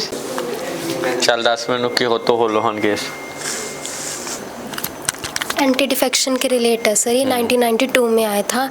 इसमें बेसिकली ये था कि मतलब पहले ना सुप्रीम कोर्ट के पास ये पटिशन फाइल नहीं हो सकती थी। अगर कोई एंटी डिफेक्शन किसी का होता था तो स्पीकर खुद ही कर देता था। आफ्टर दिस केस अगर कहते किसी को रिमूव करना है किसी मिनिस्टर को, तो उससे पहले मतलब सुप्रीम कोर्ट में भी सॉरी हाँ समझ गया। हाँ सर, वो सुप्रीम कोर्ट में भी उसकी फाइल की वेरी गुड। वानी के साथ करते हैं। ਤੁਸੀਂ ਦੱਸੋ ਜੀ ਸ਼ਡਿਊਲ 7। ਸ਼ਡਿਊਲ 7 ਦੇ ਵਿੱਚ ਸਰ ਫੈਡਰਲ ਸਿਸਟਮ ਸੀ ਸ਼ਡਿਊਲ 7 ਦੇ ਵਿੱਚ ਵੀ ਸਟੇਟ ਕੋਲ ਵੀ ਪਾਵਰ ਹੋਵੇਗੀ ਤੇ ਸੈਂਟਰ ਕੋਲ ਵੀ। ਕਿੰਨੀ ਲਿਸਟ ਹੈ ਉਹਦੇ 'ਚ? ਟੋਟਲ ਲਿਸਟਾਂ ਫੈਡਰਲ ਸਿਸਟਮ ਟੋਟਲ ਲਿਸਟ ਨਹੀਂ ਪਤਾ ਸਰ। ਕਿਉਂ ਨਹੀਂ ਪਤਾ? ਸ਼ਡਿਊਲ ਸਾਰੇ ਪਤਾ ਸਰ। 12 ਸ਼ਡਿਊਲ ਮੈਂ ਤਾਂ 7 ਸ਼ਡਿਊਲ ਪੁੱਛ ਰਿਹਾ। ਸ਼ਡਿਊਲ ਦੇ 8 ਸ਼ਡਿਊਲ 8ਵਾਂ ਸ਼ਡਿਊਲ ਕੀ ਕਹਿੰਦਾ? 8ਵਾਂ ਸ਼ਡਿਊਲ ਸਰ ਭਾਸ਼ਾ ਦੀ ਗੱਲ ਕਰਦਾ। ਟੋਟਲ ਜਿਹੜੀਆਂ 22 ਲੈਂਗੁਏਜ ਨੇ ਆਪਣੀਆਂ ਉਹਨਾਂ ਨੂੰ ਉਹਨਾਂ ਨੇ ਇਹ ਨੈਸ਼ਨਲ ਲੈਂਗੁਏਜ ਹੈ ਆਫੀਸ਼ੀਅਲ ਲੈਂਗੁਏਜ ਹੈ? Official language. ਕੀ ਮਤਲਬ ਹੈ ਆਫੀਸ਼ੀਅਲ ਲੈਂਗੁਏਜ ਦਾ? ਇਹ ਜਿਹੜੀਆਂ ਆਪਣੇ ਪੂਰੇ ਭਾਰਤ ਦੀਆਂ 22 ਲੈਂਗੁਏਜ ਨੇ ਉਹ ਆਫੀਸ਼ੀਅਲ ਲੈਵਲ ਤੇ ਮਤਲਬ ਉਹਨਾਂ ਨੇ ਅਪਰੂਵ ਕੀਤੀਆਂ ਸੀ ਸਰ। ਆਫੀਸ਼ੀਅਲ ਮਤਲਬ ਕੀ ਹੁੰਦਾ? ਆਫੀਸ਼ੀਅਲ मतलब मानता देते से सर 22 भाषा ਨੂੰ। ਆਫੀਸ਼ੀਅਲ ਮਤਲਬ ਹੁੰਦਾ ਲੈਂਗੁਏਜ ਆਫ ਦੀ ਆਫਿਸ, ਸਰਕਾਰੀ ਜਿਹੜੀ ਸਰਕਾਰੀ ਲੈਂਗੁਏਜ ਹੈ, ਫਾਰਮਲ ਲੈਂਗੁਏਜ ਹੈ। तो ਜਿਹੜੇ ਕਾਨੂੰਨ ਲਿਖੇ ਜਾਣੇ ਹੈ ਜਾਂ ਕੁਛ ਹੈ ਉਹ ਸਾਰੀ ਇਹਦੇ 'ਚ ਲਿਖੇ ਹੋਣ। ਦੋ ਫੰਡਾਮੈਂਟਲ ਡਿਊਟੀਜ਼ ਦੱਸੋ। ਇੱਕ ਤਾਂ ਸਰ ਜਿਹੜਾ ਆਪਣਾ ਨੈਸ਼ਨਲ ਫਲੈਗ ਹੈ ਉਹਦੀ ਰਿਸਪੈਕਟ ਕਰਨੀ ਹੈ। ਦੂਜਾ ਜਿਹੜੀ ਵੀ ਆਪਣੀਆਂ ਸੰਪत्ति ਨੇ ਪਬਲਿਕ ਸੰਪत्ति ਨੇ ਉਹਨਾਂ ਨੂੰ ਸੰਭਾਲਣਾ ਵੀ ਆਪਣੀ ਜ਼ਿੰਮੇਵਾਰੀ ਹੈ। ਵੀ ਮਤਲਬ ਫੰਡਾਮੈਂਟਲ ਰਾਈਟਸ ਜਦੋਂ ਆਪਾਂ ਦਿੱਤੇ ਉਹਦੇ ਨਾਲ ਉਸ ਤੋਂ ਬਾਅਦ ਕੁਝ ਆਪਾਂ ਨੂੰ ਡਿਊਟੀਜ਼ ਵੀ ਮਿਲੀਆਂ ਨੇ ਜਿਨ੍ਹਾਂ ਦਾ ਆਪਾਂ ਧਿਆਨ ਰੱਖਣਾ ਹੈ। ਸਰ ਇਹ ਪਹਿਲਾਂ ਸਵਰਨ ਕਮੇਟੀ ਇੱਕ ਬੈਠੀ ਸੀਗੀ, ਉਹ ਮਿਲੀਆਂ ਸੀ ਆਪਾਂ ਨੂੰ 1976 'ਚ ਸਰ। ਪਹਿਲਾਂ ਇਹ ਹੋਈ ਸੀਗੀ 86 ਹਾਂਜੀ 42ਵੀਂ ਸੋਧ ਹੋਈ ਸੀ ਸਰ। ਉਹਦੇ ਵਿੱਚ 42ਵੀਂ ਸੋਧ ਵਿੱਚ ਪਹਿਲਾਂ ਆਪਾਂ ਨੂੰ 10 ਫੰਡਾਮੈਂਟਲ ਡਿਊਟੀਜ਼ ਮਿਲੀਆਂ ਸੀ। ਉਸ ਤੋਂ ਬਾਅਦ 86ਵੀਂ ਸੋਧ ਹੋਈ, ਉਹਦੇ ਵਿੱਚ ਆਪਾਂ ਨੂੰ 11ਵੀਂ ਫੰਡਾਮੈਂਟਲ ਡਿਊਟੀ ਮਿਲੀ ਵੀ ਪੇਰੈਂਟਸ ਦੀ ਜ਼ਿੰਮੇਵਾਰੀ ਹੈ ਕਿ ਬੱਚਿਆਂ ਨੂੰ ਐਜੂਕੇਸ਼ਨ ਦੇਣ। ਰਾਈਟ ਟੂ ਐਜੂਕੇਸ਼ਨ ਐਕਟ ਕਦੋਂ ਆਇਆ ਸੀਗਾ?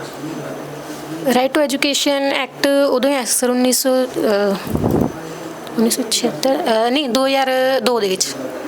2000 ਸਰ ਪਤਾ ਨਹੀਂ 2000 ਤੋਂ ਬਾਅਦ ਹੀ ਆਇਆ ਉਹ, ਜਦੋਂ ਆਪਾਂ ਨੂੰ 11ਵੀਂ ਡਿਊਟੀ ਮਿਲੀ ਸੀ। 2002 ਚ ਤਾਂ ਕਨਸਟੀਟਿਊਸ਼ਨ ਅਮੈਂਡਮੈਂਟ ਹੋਈ ਹੈ। ਐਕਟ ਕਦੋਂ ਆਇਆ? ਅਮੈਂਡਮੈਂਟ ਹੋਈ ਸੀ ਉਦੋਂ education right to education act 2009 ਚ। 2009 ਚ।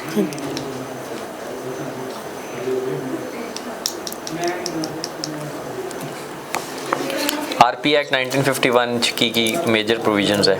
ਸਰ ਆਰਪੀ ਐਕਟ 1951 ਹੈ ਜਿਹੜਾ, ਉਹਦੇ ਵਿੱਚ ਜੋ ਇਲੈਕਸ਼ਨਸ ਦਾ ਸਿਸਟਮ ਦੱਸਿਆ ਗਿਆ ਹੈ ਐਂਡ ਸਰ ਉਹਦੇ ਵਿੱਚ ਜੋ ਡਿਸਕੁਆਲੀਫਿਕੇਸ਼ਨਸ ਆਫ ਐਮਪੀਜ਼ ਹੈ ਜੋ ਉਹ ਵੀ ਉਹਦੇ ਵਿੱਚ। ਕਿਹੜਾ ਸੈਕਸ਼ਨ ਆ ਉਹ? ਸੈਕਸ਼ਨ 8। ਸੈਕਸ਼ਨ 8 ਦੇ ਵਿੱਚ ਦੱਸਿਆ ਗਿਆ ਕਿ ਸਰ ਜਿਵੇਂ ਕੋਈ ਸਤੀ ਜਾਂ ਕੋਈ ਡੌਰੀ ਜਾਂ ਕੋਈ 2 ਸਾਲ ਤੋਂ ਜ਼ਿਆਦਾ ਕਿਸੇ ਕੇਸ ਦੇ ਵਿੱਚ ਕਨਵਿਕਟ ਹੈ ਤਾਂ ਉਹਨੂੰ ਸਰ ਮਤਲਬ ਡਿਸਕੁਆਲੀਫਾਈਡ ਹੈ। ਰਾਜ ਸਭਾ ਦੀ ਐਲੀਜੀਬਿਲਿਟੀ ਕੰਡੀਸ਼ਨਸ ਕੀ ਹੈ? ਸਰ ਫਸਟਲੀ ਹੈਗੀ 30 years of age, citizen of India and no profit of office. ਅੱਛਾ ਇਹ ਦੱਸੋ ਕਿ ਜਿਹੜੀ ਆਪਣੇ ਕੋਲੇ ਮਨੀ ਬਿੱਲ ਹੈ, ਮਨੀ ਬਿੱਲ ਕਿਹੜੇ ਆਰਟੀਕਲ ਚ ਮੈਂਸ਼ਨਡ ਹੈ ਕਿ ਬਿੱਲ ਮਨੀ? ਆਰਟੀਕਲ 110 ਦੇ ਵਿੱਚ ਮਨੀ ਬਿੱਲ ਮੈਂਸ਼ਨ। ਕੌਣ ਸਰਟੀਫਾਈ ਕਰਦਾ ਕਿ ਬਿੱਲ ਮਨੀ ਬਿੱਲ ਹੋਊਗਾ? ਪ੍ਰੈਜ਼ੀਡੈਂਟ ਸਪੀਕਰ ਸੌਰੀ ਸਰ ਮਤਲਬ ਉਹਦੀ ਰਿਕਮੈਂਡੇਸ਼ਨ ਨਾਲ ਆਉਂਦਾ ਪ੍ਰੈਜ਼ੀਡੈਂਟ ਦੀ। ਨਹੀਂ ਸਪੀਕਰ ਸਰਟੀਫਾਈ ਕਰਦਾ ਹੈ। ਹਾਂਜੀ। तो ਕੀ ਇਹਦੇ ਕੋਲ ਇਹਦੇ ਚ ਰਾਜ ਸਭਾ ਕੋਲ ਪਾਵਰ ਹੈਗੀ ਹੈ? ਸਰ ਮਤਲਬ ਰਾਜ ਸਭਾ ਕੋਲ ਬਹੁਤ ਥੋੜੀ ਪਾਵਰ ਹੈ। ਥੋੜੀ ਨਹੀਂ ਹੈਗੀ ਆਲਮੋਸਟ ਕਿ ਜਸਟ ਪਾਸ ਕਰ ਸਕਦੇ ਰਾਜ ਸਭਾ ਦੇ ਵਿੱਚ ਆਊਗਾ। ਕਿੰਨੇ ਦਿਨ ਲਈ ਡਿਲੇ ਕਰ ਸਕਦਾ? 14 days sir. Good job Vani, good job. ਸਤਿ ਸ਼੍ਰੀ ਅਕਾਲ ਜੀ। ਅੱਜ ਸਾਡੇ ਨਾਲ ਵਿਰਾਜਮਾਨ ਹੈ ਮੇਰੇ ਖੱਬੇ ਹੱਥ ਜਮਾਂ ਸਰਦਾਰ ਨਵਜੋਤ ਸਿੰਘ ਜੀ। ਤੇ ਇਹ ਕਿੱਥੋਂ ਤੁਸੀਂ? ਲੋਕਲ ਕਿੱਥੋਂ? ਬਠਿੰਡੇ ਕਿਹੜੀ ਜਗ੍ਹਾ? ਮੁਲਤਾਨੀਆ ਰੋਡ ਤੋਂ ਇਹ ਅੱਜ ਸਾਡੇ ਨਾਲ ਪੇਸ਼ ਹੈਗੇ ਹੈ। ਤੇ ਨਾਲ ਸਾਡੇ ਨਾਲ ਸਰਦਾਰ ਮਹਿਕਦੀਪ ਸਿੰਘ ਜੀ। ਇਹ ਤੁਸੀਂ ਕਿੱਥੋਂ? ਮੁਲਤਾਨੀਆ ਪਿੰਡ। ਇਹ ਵੀ ਮੁਲਤਾਨੀਆ ਪਿੰਡ ਤੋਂ ਹੈਗੇ। ਦੋਨੋਂ ਬੜੇ ਹੀ ਸਾਡੇ ਨਾਲ ਅੱਜ ਆਏ ਹੈ। ਸਾਨੂੰ ਇਹਨਾਂ ਨੇ ਮੌਕਾ ਦਿੱਤਾ, ਮਾਣ ਬਖਸ਼ਿਆ ਸਾਡੇ ਨਾਲ ਕਿ ਸਾਡੇ ਨਾਲ ਅਸੀਂ ਇਹਨਾਂ ਨਾਲ ਬੈਠਣ ਦਾ ਸਾਨੂੰ ਮੌਕਾ ਮਿਲਿਆ। ਤੇ ਬਹੁਤ ਹੀ ਸ਼ੁਕਰੀਆ ਤੁਸੀਂ ਸਮਾਂ ਕੱਢਿਆ ਨਾ, ਬਿਜ਼ੀ ਬੜੇ ਹੋ ਤੁਸੀਂ ਹੈ। ਮੈਂ ਸਰ ਤੁਹਾਡਾ ਬਹੁਤ ਧੰਨਵਾਦ ਕਰਦਾ ਹਾਂ। ਇਹ ਰੱਬ ਨੇ ਮਿਲਾਇਆ ਆਪਾਂ ਨੂੰ। ਵੀ ਤੁਹਾਡੇ ਨਾਲ ਬੈਠੇ ਬਹੁਤ ਵਧੀਆ ਲੱਗ ਰਿਹਾ। ਬਹੁਤ ਵਧੀਆ ਲੱਗ ਰਿਹਾ ਤੁਹਾਨੂੰ, ਸਾਨੂੰ ਵੀ ਬਹੁਤ ਵਧੀਆ ਲੱਗ ਰਿਹਾ। ਹਾਂ ਕੀ ਉਹ ਮਾਈਕ ਤਾਂ ਫੜ ਲਓ, ਮਾਹੌਲ ਜਿਹਾ ਬਣਾਈ ਜਾਂਦੇ ਹੋ। ਤੋ ਆਪਾਂ ਸਵਾਲਾਂ ਦੀ ਕੜੀ ਜਿਹੜੀ ਹੈ ਸ਼ੁਰੂ ਕਰਦੇ ਹਾਂ ਐਂਡ ਇਹ ਕੜੀ ਆਪਾਂ ਸ਼ੁਰੂ ਕਰਦੇ ਹਾਂ ਮਹਿਕਦੀਪ ਸਿੰਘ ਜੀ ਤੋਂ, ਹੈ ਨਾ। ਤੋ ਮਹਿਕਦੀਪ ਸਿੰਘ ਜੀ ਤੁਸੀਂ ਵੀ ਨਾ ਮਾਣ ਬਖਸ਼ੋ ਕਹਿੰਦਾ ਇੰਨਾ ਵੀ ਨਾ ਮਾਣ ਬਖਸ਼ੋ, ਅਸੀਂ ਵੈਸੇ ਜਿਹੜਾ ਬਖਸ਼ਣਾ ਸੀ ਹੁਣ ਮਾਣ ਨਹੀਂ ਨਾ, ਹੁਣ ਅੱਗੇ ਜੋ ਹੋਣ ਵਾਲਾ ਹੈ। ਲਿਲੀ ਥਾਮਸ ਕੇਸ ਦੱਸ। ਹੁਣ ਅਦਰ ਬਖਸ਼ਾਂਗੇ। ਕੇਸ ਨਹੀਂ ਪੜੇ ਜ਼ਰਾ ਇੰਨੇ ਅਸੀਂ ਇਹ ਰਿਕਾਰਡ ਕਰ ਯਾਰ, ਫਾਦਰ ਨੂੰ ਭੇਜਾਂਗੇ ਸਾਰਾ ਕੁਝ। ਕੇਸ ਨਹੀਂ ਪੜੇ ਕਹਿੰਦਾ, ਉੱਚੀ ਸਾਰੀ ਬੋਲ ਕੇਸ ਨਹੀਂ ਪੜੇ। ਤੇਰੀ ਨਾ ਤਾਂ ਲਿਲੀ ਥਾਮਸ ਕੇਸ ਦੱਸ।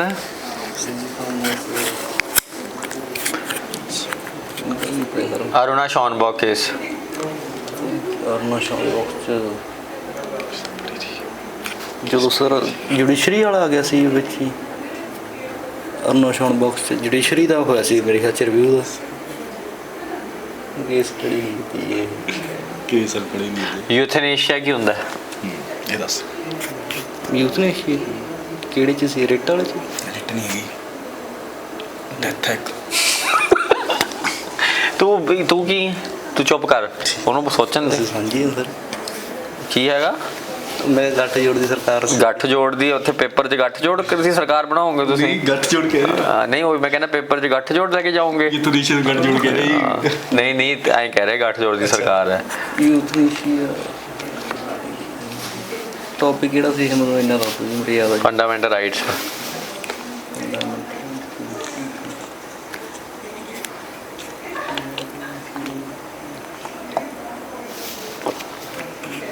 ਯਾਦ ਨਹੀਂ ਆ ਰਿਹਾ ਸਰ, ਕਨਫਿਊਜ਼ ਹੋ ਗਈ। ਖੜ ਜਾ, ਤੇਰੀ ਵਾਰੀ ਆਊਗੀ। ਯਾਦ ਹੀ ਨਹੀਂ। ਮੈਂ ਸਰ ਐਮਰਜੈਂਸੀ ਕਰਕੇ ਹੀ anti defection law, CAG, attorney general ਤੇ ਪ੍ਰੈਜ਼ੀਡੈਂਟ ਇਹੀ ਕੀਤੀ ਹੈ ਟੌਪਿਕ। ਕੈਗ ਐਕਟ ਕੀ ਹੈ, ਕਦੋਂ ਆਇਆ ਸੀ? ਕੈਗ ਐਕਟ ਸਰ ਆਰਟੀਕਲ 148 ਦੇ ਤਹਿਤ ਆਇਆ। ਕਾਨੂੰਨ ਕਦੋਂ ਆਇਆ ਸੀ? ਕਾਨੂੰਨ ਸਰ ਇਹ ਮੇਰੇ ਖਿਆਲ 'ਚ ਜਦੋਂ 62 ਜਾਂ 9 ਇਹ ਜੋ ਸੀ ਜੀ 1962 ਦੇ ਵਿੱਚ ਆਇਆ। ਗਲਤ। ਇਹ ਸਰ ਫਾਈਨੈਂਸ ਚੈੱਕ ਕਰ ਰਿਹਾ ਕਿਉਂਕਿ ਜਿਹੜੇ ਵੀ ਮੈਂ ਤੈਨੂੰ ਕੀ ਪੁੱਛ ਰਿਹਾ, ਕੈਗ ਐਕਟ ਕਦੋਂ ਆਇਆ ਸੀ? ਟਾਈਮ ਦੱਸ, ਟਾਈਮ ਪੀਰੀਅਡ। 1962 ਚ। ਗਲਤ ਹੈ। ਅੱਛਾ ਚੱਲ ਇਹ ਦੱਸ ਹੁਣ, ਕੈਗ ਦੀ ਜੁਰਿਸਡਿਕਸ਼ਨ ਸੈਂਟਰ ਤੇ ਹੈ ਕਿ ਸਟੇਟ ਸਰਕਾਰਾਂ ਤੇ ਵੀ ਹੈ? ਦੋਨਾਂ ਤੇ ਸਰ। ਲੋਕਲ ਗਵਰਨਮੈਂਟ ਤੇ ਕਰਦੀ ਹੈ ਕੈਗ? ਲੋਕਲ ਤੇ ਨਹੀਂ ਕਰਦੀ ਸਰ। ਕਰਦੀ ਹੈ। ਮਿਊਨਿਸਪੈਲਿਟੀ ਤੇ ਪੰਚਾਇਤ ਤੇ ਕਰਦੀ ਹੈ ਸਰ। ਹਾਂਜੀ ਕਰਦੀ ਹੈ, ਹਾਂਜੀ ਕਰਦੀ। ਉਹ ਫਾਈਨੈਂਸ ਚੈੱਕ ਕਰਦੀ ਉਹਨਾਂ ਨੂੰ, ਕਿੰਨੇ ਪੈਸੇ ਦਿੱਤੇ ਕਿੰਨੇ ਨਹੀਂ ਦਿੱਤੇ, ਇਹ ਚੈੱਕ ਕਰਦੀ। ਕੈਗ 'ਚ ਕੰਟਰੋਲਰ ਦਾ ਕੀ ਫੰਕਸ਼ਨ ਹੁੰਦਾ? ਕੰਟਰੋਲਰ ਸਰ ਉਹ ਚੈੱਕ ਕਰਦਾ ਸਰ, ਜਿਹੜੀ ਉਹਨਾਂ ਰਿਪੋਰਟ ਬਣਾਈ ਹੈ ਜੀ ਉਹ ਪਾਰਲੀਮੈਂਟ ਨੂੰ ਪ੍ਰੈਜ਼ੈਂਟ ਕਰਦਾ ਜੀ। ਉਹ ਤਾਂ ਆਡੀਟਰ ਹੈ। ਕੰਟਰੋਲਰ ਦਾ ਫੰਕਸ਼ਨ ਕੀ ਹੈ? ਉਹ ਹੀ ਚੈੱਕ ਕਰਦਾ ਸਰ। ਕੈਗ ਦਾ ਫੁੱਲ ਫਾਰਮ ਕੀ ਹੈ? ਕੰਟਰੋਲਰ ਨਹੀਂ, ਕੰਟਰੋਲਰ ਤਾਂ ਅਟਾਰਨੀ ਜਨਰਲ। ਅਟਾਰਨੀ ਨਹੀਂ, auditor general he. Controller and auditor general. ਦੁਬਾਰਾ ਬੋਲ। ਕੰਟਰੋਲਰ, ਅਟਾਰਨੀ ਜਨਰਲ, ਆਡੀਟਰ ਯਾਰ, ਆਡੀਟਰ ਜਨਰਲ। ਹਾਂ ਤਾਂ ਕੰਟਰੋਲਰ ਕੌਣ ਹੁੰਦਾ? ਕੰਟਰੋਲਰ ਜਿਹੜਾ ਸਰਕਾਰ ਦੇ ਕਰਤਾ ਤਾਂ ਜਿੱਥੇ ਉਹ ਖਰਚਾ ਕਰ ਰਹੀ ਹੈ ਪੈਸੇ ਦਾ, ਉਸ ਦਾ ਹਿਸਾਬ ਕਿਤਾਬ ਰੱਖਦਾ। ਉਹ ਆਡੀਟਰ ਹੁੰਦਾ।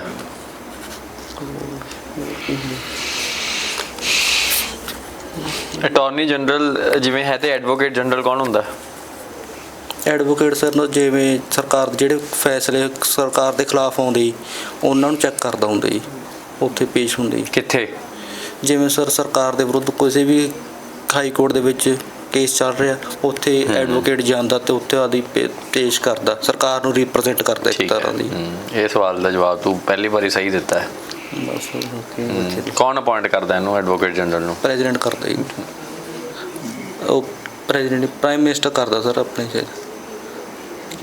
ਗਵਰਨਰ ਯਾਰ, ਐਡਵੋਕੇਟ ਜਨਰਲ ਸਟੇਟ ਚ ਹੈ। ਸਟੇਟ ਹੈ ਨਾ ਯਾਰ, ਜਿਹੜਾ ਅਟਾਰਨੀ ਉਹ ਸੈਂਟਰ ਚ। ਉਹ ਸੈਂਟਰ ਹੈ। ਗਵਰਨਰ ਕਰਦਾ। ਹਾਂਜੀ। ਗਵਰਨਰ ਕਿਉਂ ਕਰਦਾ? ਕਿਉਂਕਿ ਆਬਵੀਅਸ ਗੱਲ ਹੈ, ਸੀਐਮ ਨੇ ਆਪਦਾ ਐਡਵੋਕੇਟ ਜਨਰਲ ਲਾਣਾ ਹੁੰਦਾ ਤੇ ਪ੍ਰਾਈਮ ਮਿਨਿਸਟਰ ਕਿੱਥੋਂ ਆ ਜਾਊਗਾ? Chief legal adviser. ਤੂੰ ਇੱਥੇ ਵੱਡਾ B.R. ਅੰਬੇਦਕਰ ਬਣਿਆ ਫਿਰਦਾ, ਤੈਨੂੰ ਵੀ ਸਵਾਲ ਪੁੱਛਦਾ ਕੋਈ ਨਾ। ਬਈ ਕੱਢਦੇ ਬ్రో, ਬਈ ਸਾਰਾ ਐਡਿਟ ਕਰਨੀ। ਐਂਟੀ 10 ਸ਼ਡਿਊਲ ਜਿਹੜਾ ਐਂਟੀ ਡਿਫੈਕਸ਼ਨ ਲਾਅ ਹੈ, ਇੰਡੀਪੈਂਡੈਂਟ ਮੈਂਬਰ ਕਦੋਂ ਗਦਾਰੀ ਦੇ ਕਾਨੂੰਨ 'ਚ ਉਹ ਕਰ ਦੇਣਗੇ?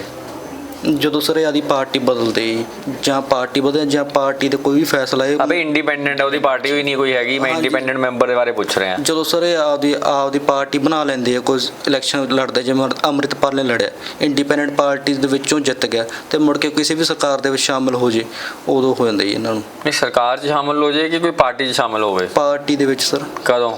ਜਦੋਂ ਸਰ ਇੰਡੀਪੈਂਡੈਂਟ ਪਾਰਟੀ ਦੇ ਦੌਰਾਨ ਇਹ ਜਿੱਤ ਜੇ ਤੇ ਮੁੜ ਕੇ ਜਿੱਤਣ ਤੋਂ ਬਾਅਦ ਇਹ ਕਿਸੇ ਹੋਰ ਪਾਰਟੀ ਨੂੰ ਰਿਪਰੈਜ਼ੈਂਟ ਕਰਨ ਲੱਗ ਜਾਂਦਾ ਜੀ, ਉਦੋਂ ਹੁੰਦਾ। ਕੋਈ ਟਾਈਮ ਪੀਰੀਅਡ ਹੈਗਾ ਇਹਦੇ? ਮੇਰੇ ਖਿਆਲ 6 ਮੰਥ ਦਾ ਸੀ। 6 ਮਹੀਨਿਆਂ ਦਾ। ਹਾਂਜੀ। ਤੈਨੂੰ ਲਾਸਟ ਪੁੱਛਦੇ ਆ, ਇੱਧਰ ਔਖਾ ਪੁੱਛੋ ਸਰ। ਕਿ ਹੋਤੋ ਹੋਲੋ ਹੁਣ ਕੇਸ ਕਿਸ ਚੀਜ਼ ਦੇ ਰਿਲੇਟਡ ਹੈ? ਕਿ ਹੋਤੋ ਹੋਲੋ ਹੁਣ ਸਰ ਜਿਹੜਾ ਐਂਟੀ ਡਿਫੈਕਸ਼ਨ ਦੇ ਵਿੱਚ ਪ੍ਰੈਜ਼ਾਈਡਿੰਗ ਆਫੀਸਰ ਨੂੰ ਪਾਵਰ ਆ ਡਿਫੈਕਸ਼ਨ ਲਾਅ ਲਾਉਣ ਦੀ, ਉਹ ਬਾਈਂਡਿੰਗ ਸੀ ਪਹਿਲਾਂ, ਤੇ ਉਹ 'ਚ ਕੋਈ ਕੁਐਸਚਨ ਨਹੀਂ ਕਰ ਸਕਦਾ ਸੀ, ਚੈਲੰਜ ਨਹੀਂ ਕਰ ਸਕਦਾ ਸੀਗਾ। ਫਿਰ ਉਹਦੇ ਕਰਕੇ ਰੌਲਾ ਪਿਆ ਤੇ ਕਿ ਹੋਤੋ ਹੋਲੋ ਕੇਸ ਆ ਵੀ, ਜਿਹਦੇ ਕਰਕੇ ਜੁਡੀਸ਼ੀਅਲ ਰਿਵਿਊ ਹੁਣ ਲੱਗੂਗਾ ਡਿਫੈਕਸ਼ਨ ਲਾਅ ਲਾਉਣ ਵੇਲੇ। 91st ਅਮੈਂਡਮੈਂਟ ਕਨਸਟੀਟਿਊਸ਼ਨ ਦੀ, ਫਸਟ ਅਮੈਂਡਮੈਂਟ ਬੜੀ ਫੇਮਸ ਅਮੈਂਡਮੈਂਟ ਹੈ। ਕੀ ਕਹਿੰਦੀ ਹੈ? ਪਤਾ ਨਹੀਂ ਸਰ। ਐਂਟੀ ਡਿਫੈਕਸ਼ਨ ਲਾਅ ਦੀ ਹੈ ਸਰ, 2003 ਦੇ ਵਿੱਚ ਆਈ। ਕੀ ਕਹਿੰਦੀ ਹੈ ਇਹਦੇ ਵਿੱਚ ਸਰ ਜਿਹੜਾ ਆਰਟੀਕਲ ਸੀਗੇ ਮੇਰੇ ਖਿਆਲ ਸ਼ਾਇਦ 101, 102, 190, 191। ਕੀ ਕਹਿੰਦੀ ਹੈ ਇਹ? ਟੂ ਦਾ ਪੁਆਇੰਟ ਗੱਲ ਕਰ। 91 ਦੇ ਵਿੱਚ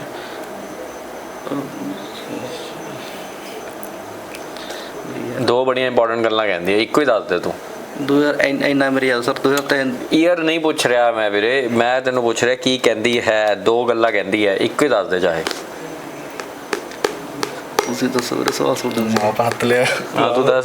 ਤੂੰ ਆਪ ਵਿੱਚ ਆਇਆ ਸੀਗਾ ਮੈਨੂੰ ਸਰ। ਮੈਂ ਕਿ ਇੱਕ ਤਾਂ ਇਹ ਕਹਿੰਦੀ ਕਿ ਟੋਟਲ ਨੰਬਰ ਆਫ ਮਿਨਿਸਟਰ ਜਿਹੜੇ 15% ਤੋਂ ਜ਼ਿਆਦਾ ਨਹੀਂ ਹੋਣੇ ਚਾਹੀਦੇ ਐਮਐਲਏਆਂ ਤੋਂ, ਠੀਕ ਹੈ। ਇੱਕ ਇਹ ਕਹਿੰਦੀ ਹੈ ਕਿ ਬਈ ਹੋਲਸੇਲ ਜਿਹੜੀ ਡਿਫੈਕਸ਼ਨ ਹੈ ਉਹ ਅਲਾਉਡ ਹੈ, ਰਿਟੇਲ ਡਿਫੈਕਸ਼ਨ ਅਲਾਉਡ ਨਹੀਂ ਹੈਗੀ। ਇਹਨਾਂ ਨੇ ਉਹ 15% ਵਾਲਾ ਹੋਣਾ। ਮੈਨੂੰ ਦੱਸ ਤਾਂ ਦਿੱਤਾ 15% ਵਾਲਾ ਪੁਆਇੰਟ।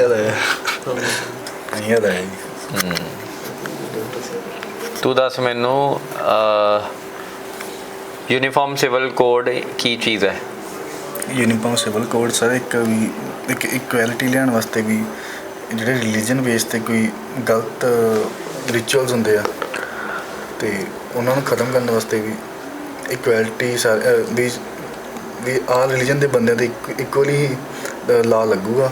ਤੇ ਤੇਰੇ ਮੂੰਹ 'ਚੋਂ ਜਿਹੜੇ ਵਰਡ ਆ ਰਹੇ ਤੈਨੂੰ ਪਤਾ ਲੱਗ ਰਿਹਾ ਕੀ ਸ਼ਬਦ ਕਹਿ ਰਹੇ ਆ ਤੂੰ? ਸਰ ਯੂਨੀਫਾਰਮ ਸਿਵਲ ਕੋਡ ਲਾ ਉਹੀ ਨਹੀਂ ਸਰ ਵੀ ਜਿਵੇਂ ਹੁਣ ਉਹ ਖਤਮ ਕੀਤਾ ਸੀਗਾ 3 ਤਲਾਕ ਦਾ, ਐਵੇਂ ਰਿਚੁਅਲ। ਕੀ ਹੈ ਸਾਲੇ ਯੂਨੀਫਾਰਮ ਸਿਵਲ ਕੋਡ ਕੀ ਹੈ? ਮੈਨੂੰ ਦੱਸਣਾ ਨਹੀਂ ਆ ਰਿਹਾ ਜੀ ਯਾਰ। ਦੱਸਣਾ ਕਿਉਂ ਨਹੀਂ ਆ ਰਿਹਾ? ਜਦੋਂ ਪੜਿਆ ਨਹੀਂ ਚੱਜ ਨਾਲ ਤਾਂ ਹੀ ਨਹੀਂ ਦੱਸਣਾ ਆ ਰਿਹਾ। ਜੇ ਪੜ੍ਹੇ ਹੋਗੇ भाई इंटरव्यू में ऐसे थोड़ी करोगे तुम। कल पता नहीं पढ़ेगा नहीं कल क्यों? ਮੇਨ ਚੀਜ਼ ਹੋਰ ਕਿਹੜੀ ਪੜ੍ਹੀ ਹੈ ਦੱਸ ਮੈਨੂੰ। ਐਮਰਜੈਂਸੀਆਂ ਪੜ੍ਹੀਆਂ। ਐਮਰਜੈਂਸੀ 1975 ਦੇ ਵਿੱਚ ਜਿਹੜੀ ਇੰਦਰਾ ਗਾਂਧੀ ਨੇ ਐਮਰਜੈਂਸੀ ਲਾਈ ਸੀਗੀ, ਉਹ ਐਮਰਜੈਂਸੀ ਨੈਸ਼ਨਲ ਐਮਰਜੈਂਸੀ ਜਿਹੜੀ ਲਗਾਈ ਸੀਗੀ ਉਹ ਕਿਹੜੇ ਕੇਸ ਤੋਂ ਬਾਅਦ ਲਗਾਈ ਸੀਗੀ? ਇੱਕ ਕੇਸ ਹੋਇਆ ਸੀਗਾ ਵੋਟਾਂ ਵਾਲਾ ਹੋਇਆ ਸੀ। ਕਿਹੜੇ ਹਾਈ ਕੋਰਟ ਨੇ? ਸੁਪਰੀਮ ਕੋਰਟ ਚ ਉਹ ਹੀ ਸੀ ਜੈ ਪ੍ਰਕਾਸ਼ ਨੇ।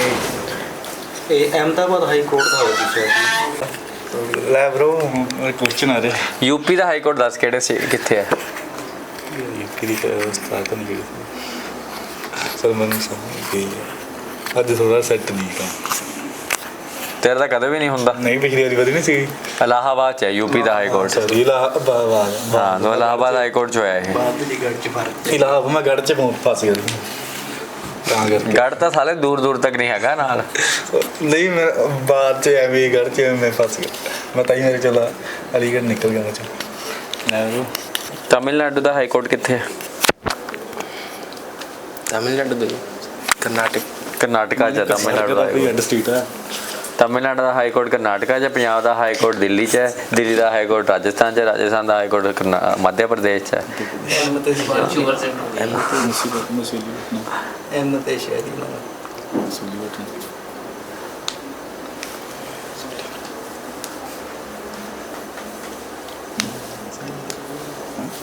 किन्ने हाई कोर्ट है देश च अपने? ਹਾਈ ਕੋਰਟ ਹੀ ਸੁਪਰੀਮ ਕੋਰਟ ਕਿੰਨੇ 64 ਸੌਰੀ 34 ਹਾਈ ਕੋਰਟ ਹੈ 34 ਸੁਪਰੀਮ ਕੋਰਟ ਹੀ ਸੁਪਰੀਮ ਕੋਰਟ 34 ਹੈ ਇੱਕ ਹੀ ਹੈ ਸਰ ਸੁਪਰੀਮ ਨਹੀਂ ਜੱਜ ਸੌਰੀ ਸੁਪਰੀਮ ਕੋਰਟ ਤੇ ਇੱਕ ਹੀ ਸੁਪਰੀਮ ਕੋਰਟ ਦਾ ਇੱਕ ਹੈ ਹਾਈ ਕੋਰਟ ਕਿੰਨੇ ਹਾਈ ਕੋਰਟ 34 ਹਾਈ ਕੋਰਟ ਹੈ ਨਹੀਂ 14 ਹੀ ਬਈ 34 ਤਾਂ ਜਿੰਨੇ ਮੈਂਬਰ ਆ ਟੋਟਲ ਮੈਂਬਰ ਨਹੀਂ 14 ਹਾਈ ਕੋਰਟ 14 ਹਾਈ ਕੋਰਟ ਹੈ ਕਿ 34 ਹੈ 14 ਹਾਈ ਬਹੁਤ ਬੁਰਾ ਹਾਲ ਹੈ ਤੁਹਾਡਾ ਪੋਲਿਟਿਕਸ ਵੀਰੇ ਬਹੁਤ ਬੁਰਾ ਹਾਲ ਹੈ ਸਟੇਟਾਂ ਹੀ ਹੋ ਗਈਆਂ ਤੁਸੀਂ ਤਾਂ ਨਾ ਮਤਲਬ ਨੱਕ ਕਟਾਉਣ ਤੇ ਲੱਗੇ ਹੋਏ ਹੋ ਪੋਲਿਟਿਕਸ 'ਚ ਪਾਰਟੀ ਦਾ ਹੀ ਬਸ ਤੁਸੀਂ ਪੜ੍ਹਾਈ ਨਹੀਂ ਨਾ ਤਾਂ ਕਰਕੇ ਅਸੀਂ ਪੜ੍ਹੇ ਨਹੀਂ ਸਰ ਜੇ ਤੁਸੀਂ ਪੜ੍ਹਾਈ ਹੁੰਦੀ ਨਾ ਤਾਂ ਸ਼ਬਦ ਆ ਰਹੇ ਹੁੰਦੇ ਬਾਹਰ ਸਰ ਪੂਰਾ 10 ਮਾਡਰਨ ਇੰਡੀਆ ਵਾਂਗੂ ਹਨਾ ਮਾਡਰਨ ਇੰਡੀਆ ਸਹੀ ਨਹੀਂ ਤੁਹਾਨੂੰ ਨਾ ਪਲੇਲਿਸਟ ਸ਼ੇਅਰ ਕਰ ਦਿੰਦਾ ਮੈਂ ਆਪਣੀ ਪੋਲਿਟਿਕਸ ਦੀ ਪੁਰਾਣੀ ਵਾਲੀ ਠੀਕ ਹੈ ਉਹ ਦੇਖੋ ਬਹਿ ਕੇ ਇਕਜੁੱਟ ਹੋ ਕੇ ਘਰੇ ਜਾ ਕੇ ਨਾ 3-4 ਦਿਨਾਂ 'ਚ ਮੁਕਾ ਦਿਓ ਪਲੇਲਿਸਟ ਉਹ ਕੀ ਹੈਗਾ 35 ਕਲਾਸਾਂ ਹੈਗੀਆਂ ਦਿਨ 'ਚ ਅਗਰ 5 ਕਲਾਸਾਂ ਵੀ ਦੇਖ ਲੈਂਦੇ ਹੋ ਘੰਟੇ ਦੀ ਸਪੀਡ ਤੇ 5 ਘੰਟੇ ਹੋ ਗਏ 2 ਡਬਲ ਕਰਕੇ ਦੇਖ ਲਿਓ 5 ਕਲਾਸ ਹੋ ਗਈਆਂ 6 ਦਿਨ ਲੱਗਣੇ ਆ ਤੁਹਾਨੂੰ 6 ਦਿਨਾਂ ਤੱਕ ਤੁਹਾਡੀ ਪੋਲਿਟੀ ਤਕੜੀ ਹੋ ਜਾਣੀ ਹੈ ਹਰ ਰੋਜ਼ 5 ਕਲਾਸਾਂ ਦੇਖ ਲਿਆ ਕਰੋ ਠੀਕ ਹੈ ਕਰੋਗੇ ਇਹ ਕੰਮ ਅਗਲੇ ਹਫਤੇ ਫੇਰ ਰੱਖਾਂਗੇ ਆਪਾਂ ਅੱਜ ਹੀ ਸ਼ੁਰੂ ਕਰ ਦਿੰਦੇ ਹਾਂ ਅੱਜ ਹੀ ਕਰ ਦਿਓ ਜਾ ਕੇ